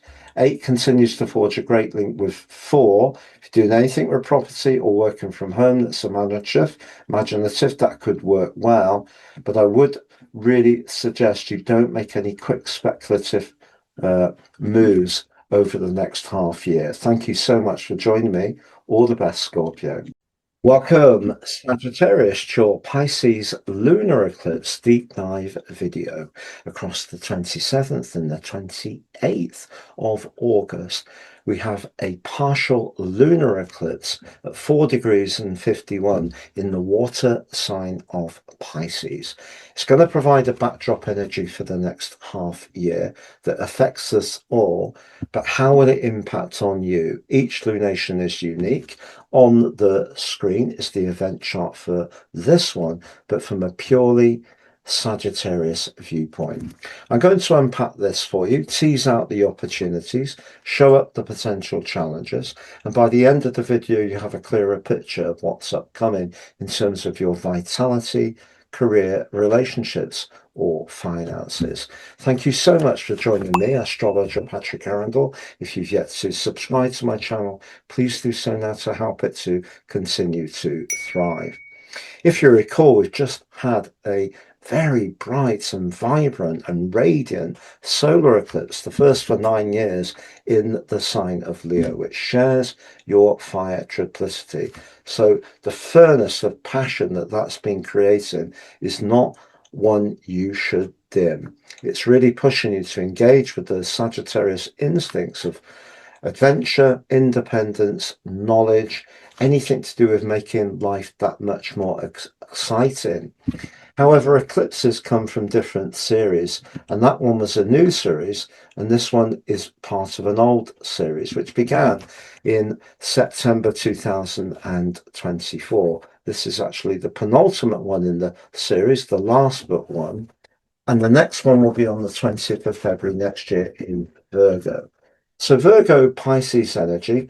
Virgo, very practical, very much to do with precision, can be to do with virtue, can be to do with purity, but for you it's very much to do with your connection to the world. So there's the sun right up on your 10th house cusp. So you could say it's a sun dominant chart. We do have Mercury, however, very close to the sun, because the sun and Mercury have just been involved in a unique embrace with the Mercury Cazimi earlier on the 27th. And that's giving you a chance to use the quick wits of Mercury, but the precision of its rulership of Virgo, to think very carefully and strategically about what you want from your career, or perhaps your goals, or your connection to the world at large, or how you want to raise your profile. But you know, the moon very sensitive in the sign of Pisces, is right at the bottom of your chart, and that's asking you to stay very closely in touch with your emotional needs. The moon's all about the atmosphere, it's about intuition, protectiveness, security. So just to the point when the sun and Mercury are asking you to really go for it and communicate with people in positions of influence, let people know about what you've got to offer, you may actually feel quite vulnerable to do that because they have such opposing energies. Now, it may be that you're in a job where you're perfectly comfortable. You have Jupiter, your ruler, in a lovely link to Saturn, the planet of industry. You work with people that you feel comfortable with, and they enable you to have, to a degree, some autonomy over how you plan your day or where you work from, not a problem. But if you feel that you have to go to this place to work and it doesn't feel right, or you don't particularly like the atmosphere there, or the people, or the management style is not particularly good or encouraging, it could show up over the next 6 months. So as much as that Leone energy is going to keep playing out, this is very different energy. To understand how this will impact on you personally, I've produced an August eclipse special where I've integrated the two eclipses. Please see that beneath this video. But I am going to focus on this particular event more closely today. And the other player that we need to look at is Uranus, because Uranus is in your sector of relating. So since the end of April, pushing you to be aware of what may be stale or stagnant around relationships and look to revive even the ones you're in by perhaps being open to doing things differently, being a bit more fresh, keeping that sense of spark that you first had alive. But Uranus on this event challenges Mercury and the Sun and challenges the Moon. So we have a T-square. Now, recently we've had this fabulous link between Pluto and Uranus.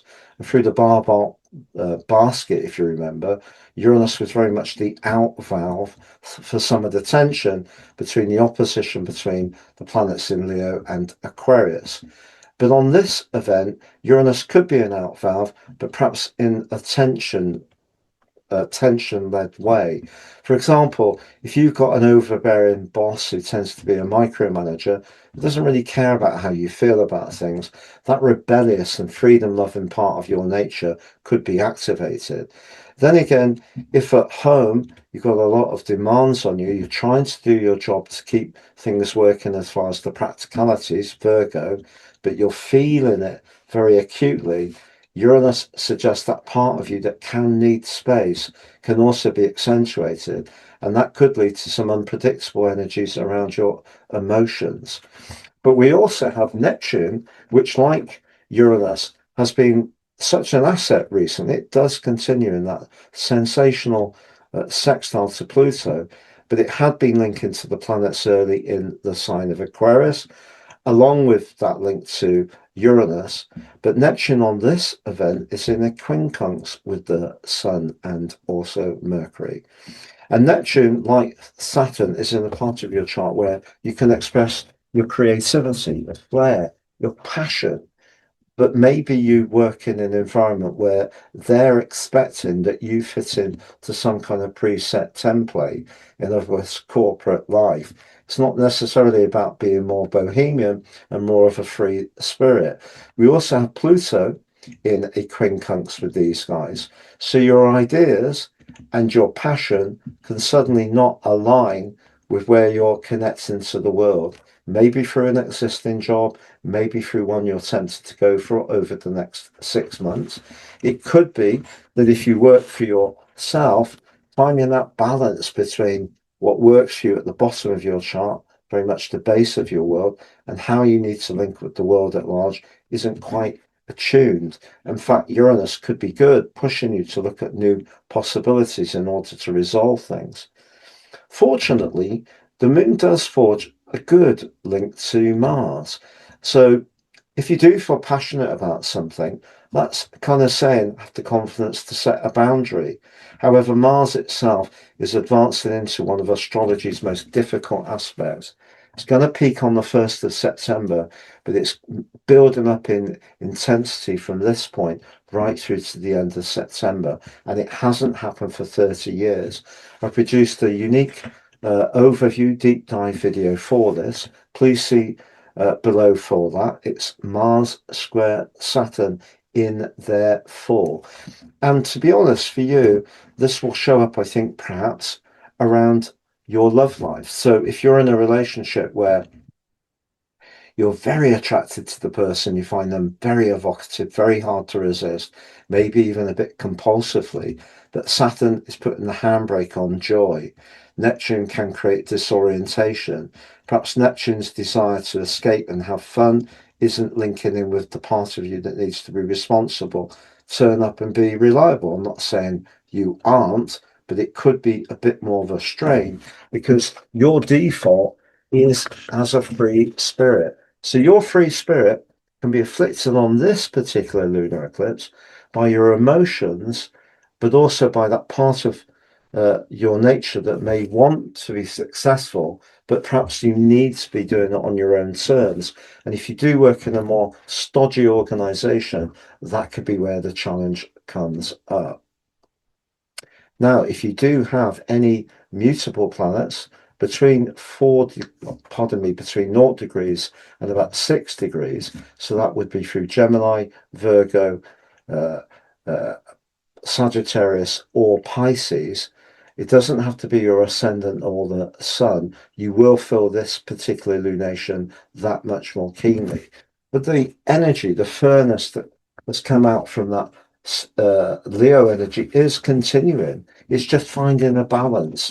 And in a way, if we think what you've been through with Saturn in Pisces, we've had the eclipses, we've also had the North Node there.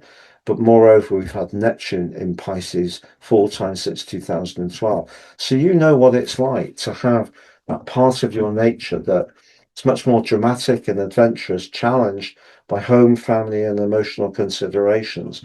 And I just feel that's what you need to get the healing into, getting that balance between what you need to look after you, the emotional person, but also so you can survive and thrive in your outer world. I'm going to summarize those 4 areas of vitality: career, relationships, and finances. Now, Sagittarius, you can claim your free year 2027 personal horoscope forecast. Get the rest of this year free. Also claim your Draconic Soul Karmic Analysis report by taking advantage of my unique 3-for-1 offer underneath this video. Personal horoscope reports are obviously something that help us to see deeper into our unique situation because they're produced purely for us. And that's the key, different to a general forecast for the Ascendant or the Sun. Please see below for more. And if you'd like to work with me one-to-one or sign up for your free daily written horoscope, please see underneath this video for more on that too. So in terms of energy, well, you have Chiron, the planet of healing or certainly knowledge, the knowledge of healing in the practical 6th house. And it is linking pretty well with the sun. So if you're trying to be as virtuous as possible, so for example, if you've got a job or you're working from home, give yourself time to go and have breaks, go and have a walk around the block if you can. Take that lunch break. Don't just stay on your desk. Get a little bit of physical space, but most of all, work on your value, particularly in terms of your physical attributes, your strength, your ability to stand up to the stresses and strains. That will really help your energy. But there's no doubt about it, when we have Mars, the planet which can be very much to do with thrust, restrained by Saturn, if your love life is a bit hot and heavy at the moment, that could have an impact on your vitality. And with Uranus in that 7th house, it could be a bit unpredictable for good or bad. But in an ongoing relationship with a boss, co-worker, or someone deep within your personal life, family, Uranus in that T-square suggests you could be more outspoken if you feel that someone's not respecting the different plates that you're trying to spin. As far as romance is concerned, Venus, the planet of relation, have been in an opposition. It is coming, because obviously I'm recording this in advance, through the 20th through the 22nd. And that could be a key moment. If you've met someone new, can tease out whether you really can connect for the long term, or it was just what it was, a joyful connection, but not forever. However, in an ongoing relationship, there may be a serious discussion that needs to be had. Venus in Libra can yield, Saturn can demand, but the fifth house of Saturn is for pleasure. And maybe a partner feels you're spending too much time with your friends. Who knows? But relationship matters are going to get better from here on in, right through to the 11th of September as Venus moves forwards and forges a fabulous link to the North Node. So the more you can socialize if you're single, the better for your love life. As far as your professional situation, if you are pitching for a job, if you keep it clean, neat, and precise, it will have an impact. And your ruler, Jupiter, is still forging a very, very strong link with Saturn.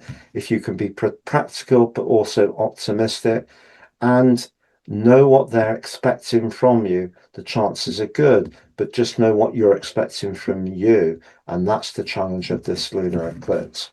In terms of money, nothing in 7, but you do have Mars in 8. Mars is in a pretty good link with the moon. Maybe something around a property or home matter can work. But if you're thinking about anything that's more speculative, Mars square Saturn, fifth house of risk, I wouldn't. But Mars in the 8th house can be about shared resources and deeper business interests. If you're very, very motivated to make progress in that area, just know we are running into a very complex time with that Mars square Saturn. So generally, I would be a little bit more risk averse. Thank you so much for joining me. All the best, Sagittarius. Welcome, Capricorn, to your Pisces Lunar Eclipse Deep Dive video. Across the 27th and 28th of August, at 4 degrees and 51 in the water sign of Pisces, we have a partial lunar eclipse. It provides a backdrop energy for us all over the next 6 months. But how will it impact on you personally, Capricorn? On the screen is the event chart of the exact eclipse moment. I'm going to unpack this for you, tease out the opportunities, but also flag up the potential challenges. At the end of the video, you'll have a clearer picture of what's upcoming in terms of your vitality, your career, relationships, and finances. Thank you so much for joining me, astrologer Patrick Arundell. If you've yet to subscribe to my channel, please do so now to help it to continue to thrive. Just to say, if you do have any mutable planets between 0 degrees and around about 6 or 7 in the signs of Gemini, Virgo, Sagittarius, or Pisces, this event can activate them quite strongly on the angles. However, in terms of the overall zodiac for you personally, the moon, very much to do with our emotions, our intuition, and where we need to be protective, is in house 3. The third house can be about how we think, but it can also be about our belief systems. But the moon there can see us more in touch, perhaps, with our community online or locally, maybe to do with people within our family, perhaps siblings, but also our emotions around our ideas really come under the astral spotlight. But up the top of the chart, we've got quite the combination. The Sun very close to Mercury, the ruler of Virgo. So they're together because we've just had a Mercury cazimi. But it was a superior conjunction because of Mercury being in forward motion. And that part of your chart is very much to do with using the detail and the practicality of Virgo to think about how we can expand our horizons. So you may have been thinking about higher education, a course of training, a travel plan. Maybe your own business is very much to do with publishing or reaching people through the medium of ideas. But the 9th house is about big ideas. So it's philosophy, can be the rule of law. The 3rd house is very much to do with our everyday quick chats. But the key with the moon and the third house, which has a flavour of Gemini, the moon in Gemini is known as being in peregrine. It doesn't quite know what to do with itself because it's a logical house 3, very much a reflection of the quick wits of Gemini. So it's going to be important to stay in touch with how you feel, which could be heightened in terms of your sensitivity over the next 6 months. Whatever you're doing that's exciting and stimulating as far as the big picture of your life.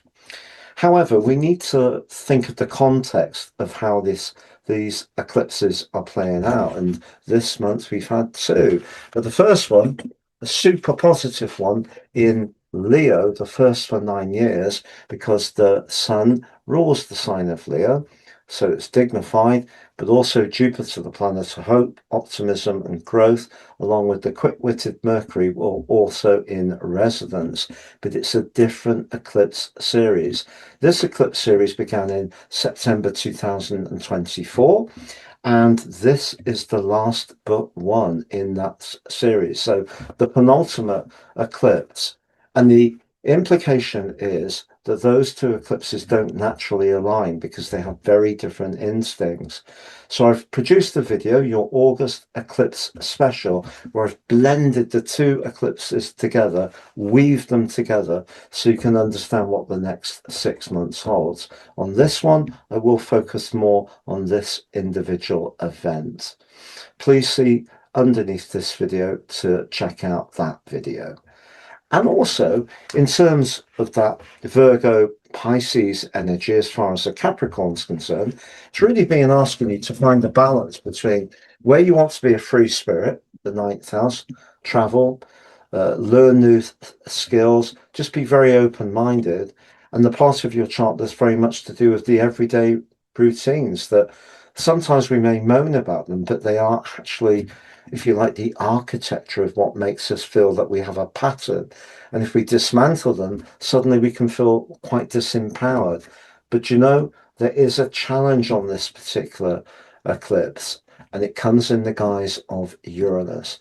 Now, if you're a very forward-thinking Capricorn, you've got a very progressive chart because it's not just about your sun or ascendant, and you're very open to doing different things in different ways, you're not going to feel Uranus in the same maybe challenging manner. But 4 times since the end of April, Uranus has been asking you to think about new ways you can work, more flexible ways, ways that use communication in a fast but efficient manner, which would appeal to you because your work ethic likes things to work well, but just with freshness. But if you've been resisting some of the changes that are going on, as they are, as we all know, going at a rattling speed, and it is disconcerting, then Uranus in the square with the moon could make you feel a bit on edge, a bit nervous, and Uranus in the square to the sun and Mercury can amplify a part of your nature which likes things to work very metronomically and, like I say, efficiently, but there's part of you that could be feeling very restless about the status quo. So I feel the healing from this event comes for you by not necessarily switching out of digital overload through Uranus, but actually embracing it, but embracing it in a practical way. But like all of us, if you are absorbing a lot of images and information and you're finding it tiring, I think some time away from it, and the moon in Pisces can be very reflective, could be very healing. But I feel if you're feeling that your existing work, Virgo, is dull, but you're not really engaging in the ways in which you can make a transition, that will create stress. So trying to maintain the status quo as it is, if the status quo is changing around you, will in itself just create more stress. So I think the thing for all of us is that we just have to accept that this change is in motion. There are some other things going on. Your traditional ruler, well, your only ruler, Saturn, is in the part of your chart very much to do with life foundations. So I think you're very attuned to what you want at the root of your world. You want people who are reliable, trustworthy, supportive, loyal. And Saturn is forging a fabulous link to Jupiter. So that Leonian energy is still playing out. It can still bring rewards financially for you, but I think it's how you think and communicate will be critical over the next half year. But Jupiter's link to Saturn suggests if you're doing something at the moment which is very thorough, but also open and progressive, you will do well. However, relationships are intriguing. Mars, having moved into Cancer on the 11th of August, can be an agent for positivity because it can give us more confidence to go for what we want, can help us to set our boundaries firmly. That's good too. But it can also be good if we need to be more competitive. Where it's not so good is it's squaring up with Saturn for the first time in 30 years, from now through to the end of the month, through to the end of the first week of September, perfecting on the 1st of September. It's a really heavyweight planetary aspect. Please see below for my 30-year cycle Mars square Saturn. It's a really important event, and you can check out what that means for you by seeing underneath this video too. So if there is a relationship in your world that causes you stress because someone doesn't respect your boundaries, isn't respectful of what you need at the root of your life, I think Mars is saying to really be much, much firmer, but that doesn't mean to say it will make it easy. The other thing that caught my eye on this event chart is that as much as these guys are in the very daredevil ninth house, which can certainly give us the desire to do things very quickly and spontaneously, even if Virgo energy will want to check the details first. But these two are in a quincunx with both Neptune and Pluto. So they essentially are a finger of God, a yod. And so the energy around these is really critical. So you could get an opportunity to travel for work. It may be that you're learning to drive. It may be that you're learning to fly, quite frankly. It may be you're learning a foreign language or learning a coding course or some new technologies. All of that nimbleness can be very good for you. But the moon, which really respects peace, quiet, and tranquility, actually could be quite busy. So I think your home and emotional life, it'd be difficult, really. I think you're going to be pretty busy over the next 6 months, and it may be difficult to get a little bit of downtime, which Saturn and Neptune, to be honest, are craving for in that 4th house.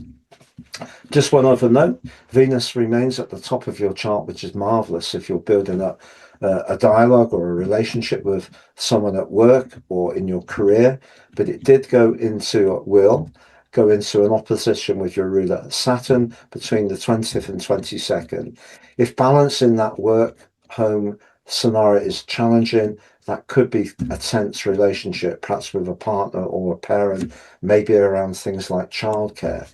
However, if you have met someone and you do really like them, and it perhaps is through your work, maybe that aspect is going to ask you both some questions about where it's heading. In fact, by the 11th of September, Venus is going to move into Scorpio, which is a very friendly part of its journey for you, even if it's technically not so good in Scorpio. But here, it is going to be linking round to the position of the North Node. As we get to the run-up of it moving into Scorpio, I think there could be some very good news financially and around a job in the first week or 10 days of September. So really pleased to confirm that to you. So I'm going to summarize those 4 areas of vitality, career, relationships, and finances next, Capricorn. Just to say, you can claim your free year 2027 personal horoscope forecast. Get the rest of this year free. You can also claim your free Draconic Soul Karmic Analysis report by checking out my 3-for-1 offer underneath this video. Personal horoscope reports give us so much because they're based uniquely on our data, and the insights therefore can help to guide us very accurately through our life journey. And they're also great value. I've reduced the price, extended the length of the forecast because of the cost of living increases. I want to make these as accessible as possible. If you would like to work with me one-to-one, however, or sign up for your free daily written horoscope, please see beneath the video too. But please do check out those 2 videos the eclipse special August, and also Mars square Saturn, the first time for 30 years beneath this one. So energy, we can think about energy in terms of the first house, our body, the sixth house where we need to perhaps be mindful of virtue. You have Uranus there. I think your nervous system generally needs a little bit of care over the next half year. As much as there are opportunities, do pace yourself. It would be easy to try to burn the midnight oil in order to be productive, but the best productivity comes from good balance, and that's really what you're being asked to do. However, do be open to fresh ways of doing things, because if we resist change, it will just create actually perhaps more tension. When it comes to your romantic situation, it's really intriguing with that Mars in the seventh house. If you're single and would like to meet someone, despite the square to Saturn, you could be up for the thrill of the chase. Even if you're a little bit more of a cautious Capricorn, this particular lunation is very much activating the axis of conversation in your chart. So that is the opportunity. The moon in the third house is also in a neat link with Mars, a lovely trine. So if you instinctively like someone, then don't let the Saturn retrograde square with Mars inhibit you from making the move. Trust your inner voice. That's really the issue. As far as your professional situation is concerned, your hard work is something that a lot of people, myself included, have huge respect for. Venus at the top of your chart suggests you can use your people skills just as effectively around your career, as well as your knowledge and communicational skills. As far as money is concerned, well, you do have Jupiter in that eighth house, which will bring you rewards over the next year, but Pluto in the second, in that trine to Uranus in the sixth, it's all about new approaches. Be open to those and everything will be cool. The path of fortune also in the second house looks positive too as well. Thank you so much for joining me, Capricorn. All the best and take care for now. Welcome Aquarius to your Pisces Lunar Eclipse deep dive video across the 27th and 28th of August. Depending on location, we have a partial lunar eclipse in the water sign of Pisces at 4 degrees and 51. It will provide a backdrop energy for us all collectively for the following 6 months. But each lunation is totally unique. On the screen now is the exact moment the eclipse is forged, but from an Aquarius viewpoint. I'm going to unpack this for you, tease out the opportunities, but also flag up the potential challenges. At the end of the video, you'll have a clearer picture of what's upcoming in terms of your vitality, career, relationships, or finances. Thank you so much for joining me, astrologer Patrick Arundell. If you've yet to subscribe to my channel, please do so now to help it to continue to thrive. Eclipses have series, and the eclipse we had earlier in August was the second in a new eclipse series between your sign and Leo. And that eclipse, with the sun at home in Leo, for the first time in 9 years with a solar eclipse, was also augmented by the sparkling combination of Mercury and Jupiter.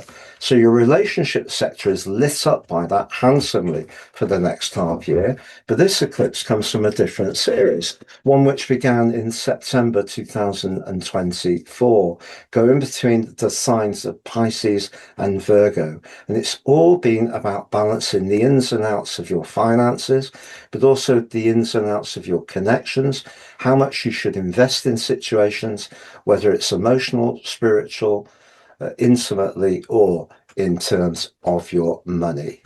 So this eclipse is the penultimate one in that series, last but one. We have another next February on the 20th, but both of them are going to be impacted by your modern ruler of Uranus. So Uranus here in the 5th house of your chart full time since the end of April is giving you an awesome opportunity to showcase your uniqueness. The 5th house is a radiant position. It kind of has a reflection of Leo, but of course the host is Gemini, which is about quick wits, quick communications. And that energy has been sparkling brightly since then. But what we've got, the position of the moon, is in Pisces, which is a very sensitive moon position. And for you in house 2, very much about protecting and nurturing, which is the moon's needs, as far as your life foundation. So about being in touch with what your values are, but also your self-worth. So Uranus forges a square to that position of the moon, and that can bring some restlessness, but it could also bring a desire to do something quickly. Fifth house can be about speculation, second house money, but remember the moon is about protection and security.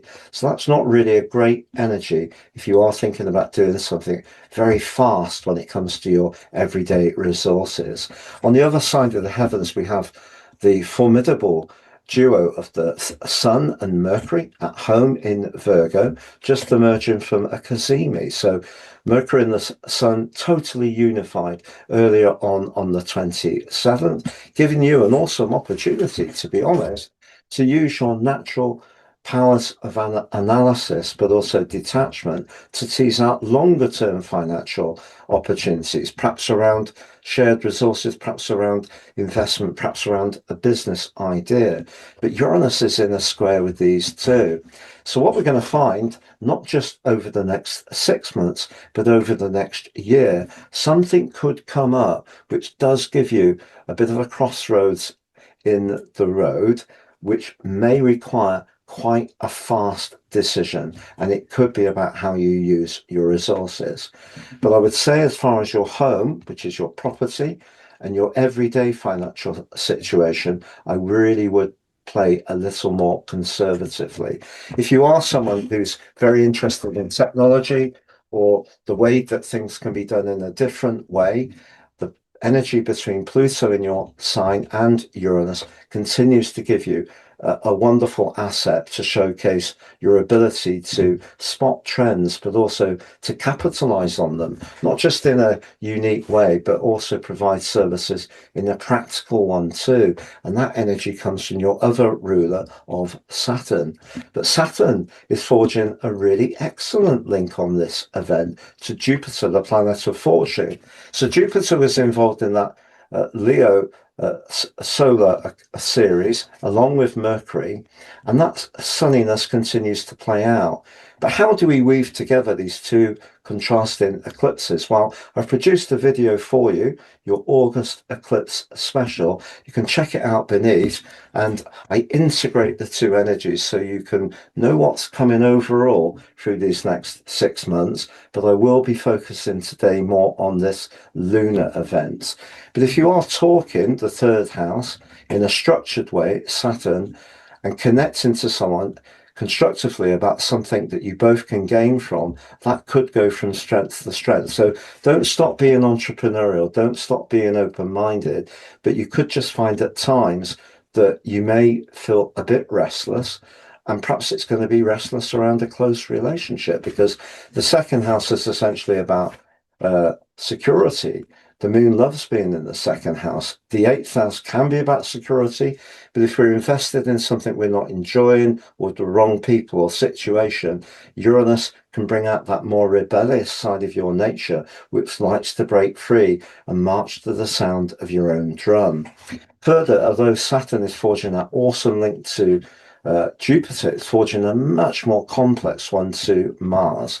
And in fact, through to the end of August and through the first week of September, and also perfecting on the 1st of September, for the first time in 30 years, Mars and Saturn, Mars in Cancer, Saturn in Aries, are in a right angle, a square, in the zodiac signs where they're both in their full. So the locations where they struggle the most. To check out what that means for you, please watch my video under this one. So we are going to find that your nervous energy, or perhaps your physical vitality, could be choked off a little bit by Saturn's square with Mars, and there could be a degree of frustration that may start to build up.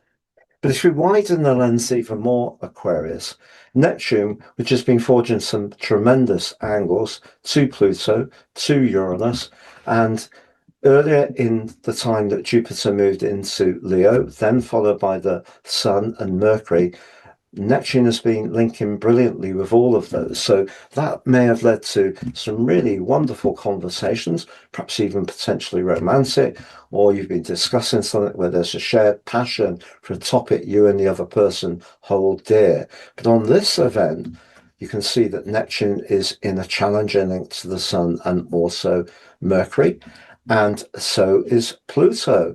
So we've got a quincunx between these guys, Pluto and Neptune. So I would say in this event, although Uranus could be the pressure valve that needs to be released, if tensions do build up about who does or contributes what, or around joint finances, or the foundation of your finances, I actually feel the energy may need to come out through Virgo.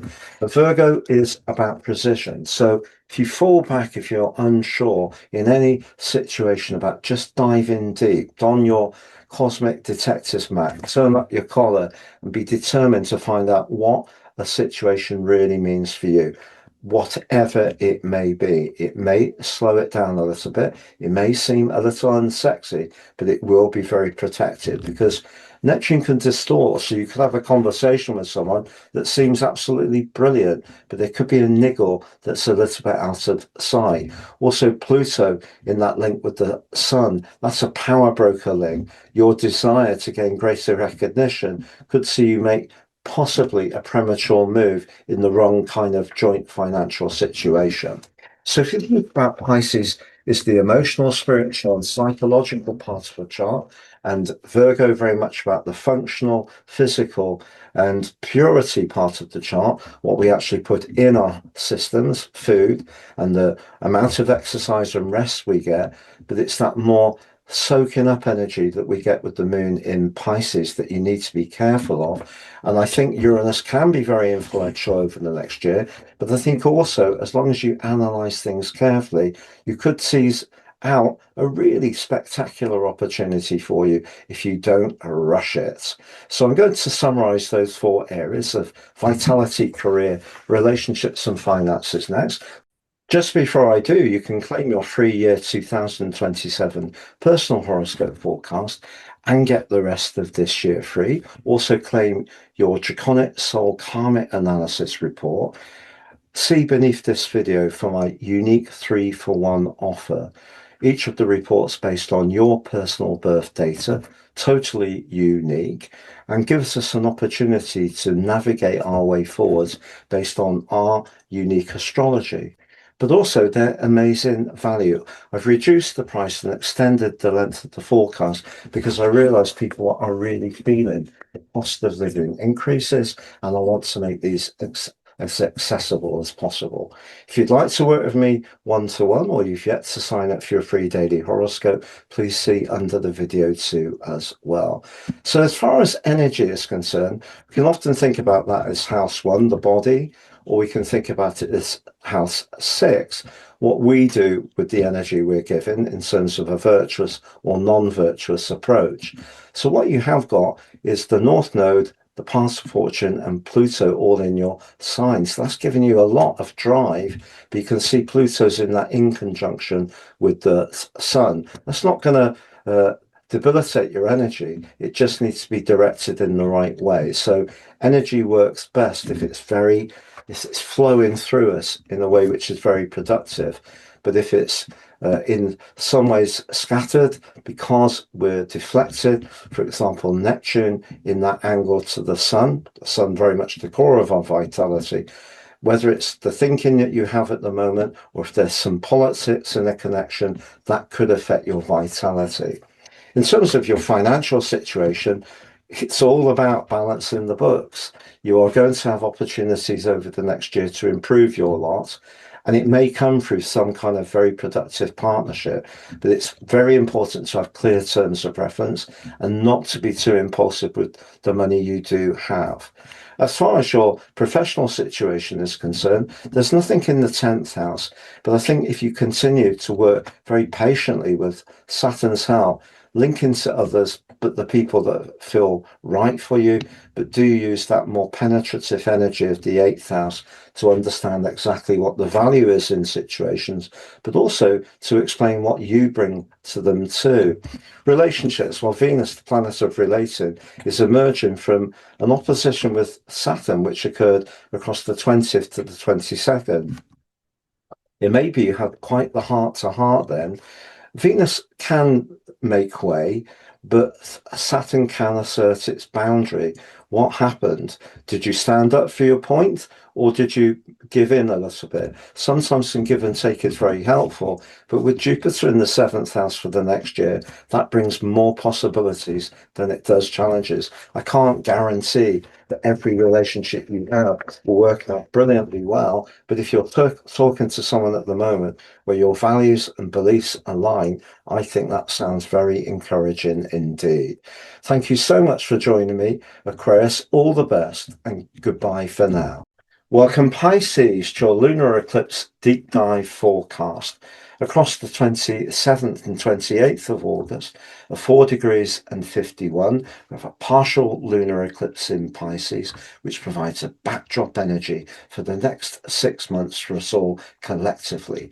We can talk about Pisces lunations from a general viewpoint, but each lunation is completely unique. On the screen is the event chart of the exact moment it's forged. I'm going to unpack this for you. I'm also going to tease out the opportunities as well as flag up the potential challenges. At the end of the video, I'll then summarize your prospects for vitality, career, relationships, and finances. Thank you so much for joining me, astrologer Patrick Arundell. If you've yet to subscribe to my channel, please do so now to help it to continue to thrive. Just a little bit of context. The eclipse series of this event began on the 18th of September 2024 in your zodiac sign. Since then, we've had in Pisces and then in Virgo, going backwards and forwards. For you, the energy of your zodiac sign is about your individual identity. The energy in your opposite sign is where you connect to others, relationships. But of course, recently, across the 12th and 13th of August, we had a hugely powerful solar eclipse in the fire sign of Leo. That energy is continuing to cascade into our situations. And for you, it's very much about your physical energy.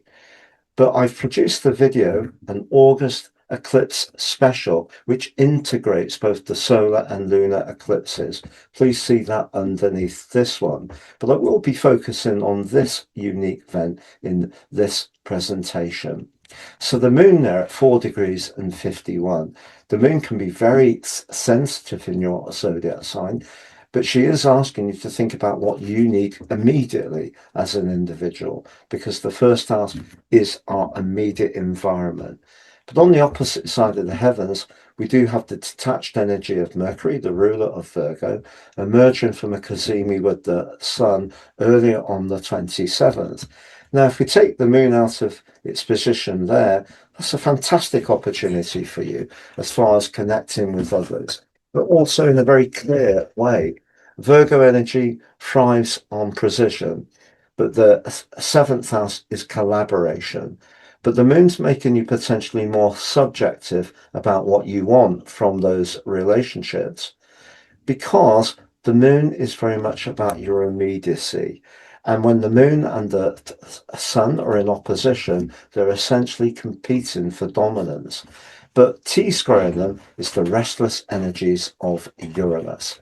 Uranus moved full-time into your fourth house in late April this year after a trial run of 4 months last year.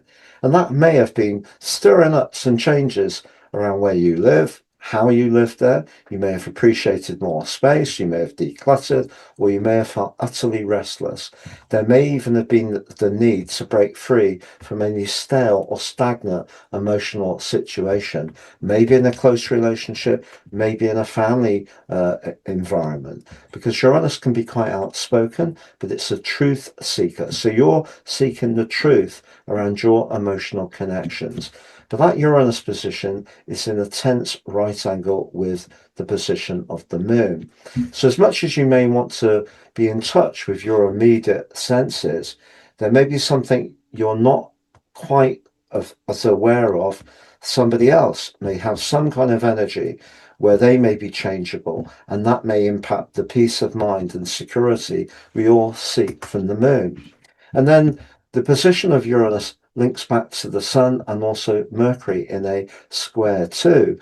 So as much as it may be you who could feel a little unsure about what your emotional situation is, maybe around relationships, there can be some tensions there too, because Uranus really can be very provocative. However, there are opportunities. If we look at where the moon is and we look at the position of Mars, very much to do with passion, it's in the fifth house of your situation, which can be wonderful for expressing our desires, but also creativity, something that's always incredibly important to a huge number of Pisces people. So if there's something you feel very strongly to do, Mars can give you the get-go to deliver. However, ironically, your traditional ruler Jupiter is also in a very solid link with the potentially restrictive energies of Saturn. Now, Saturn and your modern ruler in retrograde in Aries are asking you to be very conscious of resources. But that link between Saturn and Jupiter is brilliant. If you've got an idea which you've researched, you've planned, and you're executing with a degree of confidence, that could move forwards. So that is very promising. But Mars links back to Saturn in a much more challenging way. So despite Mars's link to the moon very constructively, when it comes to perhaps being more speculative with resources, the fifth house, Mars risk, Saturn saying, no, slow down, be cautious. Another takeout I felt really was the position of your modern ruler of Neptune. Because although that's been forging some magical connections recently, on this event, I feel Neptune could be quite challenging. It's in the quincunx with the Sun and Mercury. So even if you're trying to lean into a relationship situation and understand exactly what's what, it may be that it's very hard to actually get to the bottom of how the other person feels. Neptune in the second house means that if you're discussing money, maybe they don't give you a hard and fast answer, maybe it all seems rather opaque. You're really finding it difficult to get clarity. And there may also be something from the past, a legacy issue, which is playing into a relationship matter too. Pluto, which has been forging that splendid link with Uranus, is also like Neptune in a quincunx with these guys. So if you're trying to relate to someone, trying to stand up for what you think is right for you, the individual, there could be that other people are going to be unpredictable. It could be that other people could put boundaries in. It may be that past situations or karma from them are having an impact on your relationships, or there could be a lack of clarity from you or the other person about what you both require. Further, Venus, the relator, in your eighth house, which can be very good for close, intimate relationships, is emerging from an opposition to Saturn. Now, Venus can yield. Saturn likes to assert the boundary. Across the 20th to the 23rd, they're in opposition. If you are in a relationship where there has been tension about who gives or contributes what, that could reach a real biting point. But equally, it may test out an ongoing romantic relationship, and you could come through perhaps by just developing more realistic expectations. But essentially, the moon in your zodiac sign can be on the whole a little subjective, but it's asking you to protect what you think or feel immediately around what you want as an individual. So the fourth house could be about the emotions of others. It could be about your physical home place. It may be about your personal emotional changes, but equally the energy of the seventh house, very much about connection. So it's really quite a complex one. But I want you to know that energy from the furnace that was the Leo solar eclipse is ongoing. And you can gain from this event chart, not least if you really decide that there are some situations that do require some detachment and maybe emotional detachment.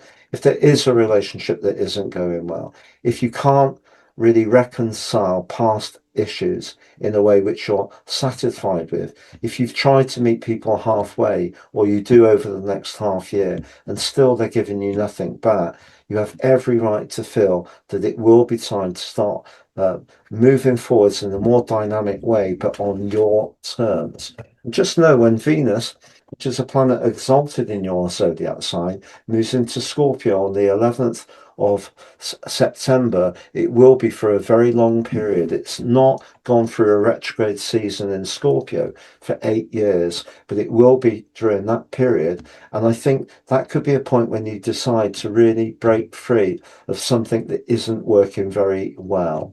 I'm going to summarize those 4 areas of vitality: career, relationships, and finances next. But just before I do, Pisces, the Mars square with Saturn perfects on the 1st of September. I've produced a video for this. It's the first time for 30 years. It's a very powerful return of that square. Please check it out underneath this video, along with that August eclipse special video.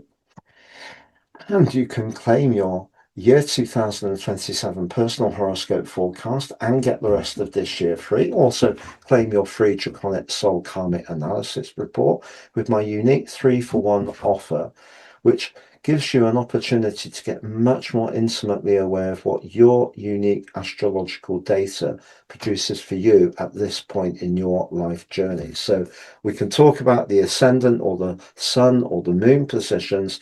The reports are based absolutely on your personal birth data, and they're great value. Please see below for more if you'd like to work with me one-to-one or sign up for your free daily horoscope. Please see below for that too as well. So to summarize, I think in terms of energy, your psychological energy is very powerful at the moment, but that doesn't mean to say that it can't create illumination. The potential to understand things that have been complex from your past is very, very strong. And I would really be very protective of your personal space.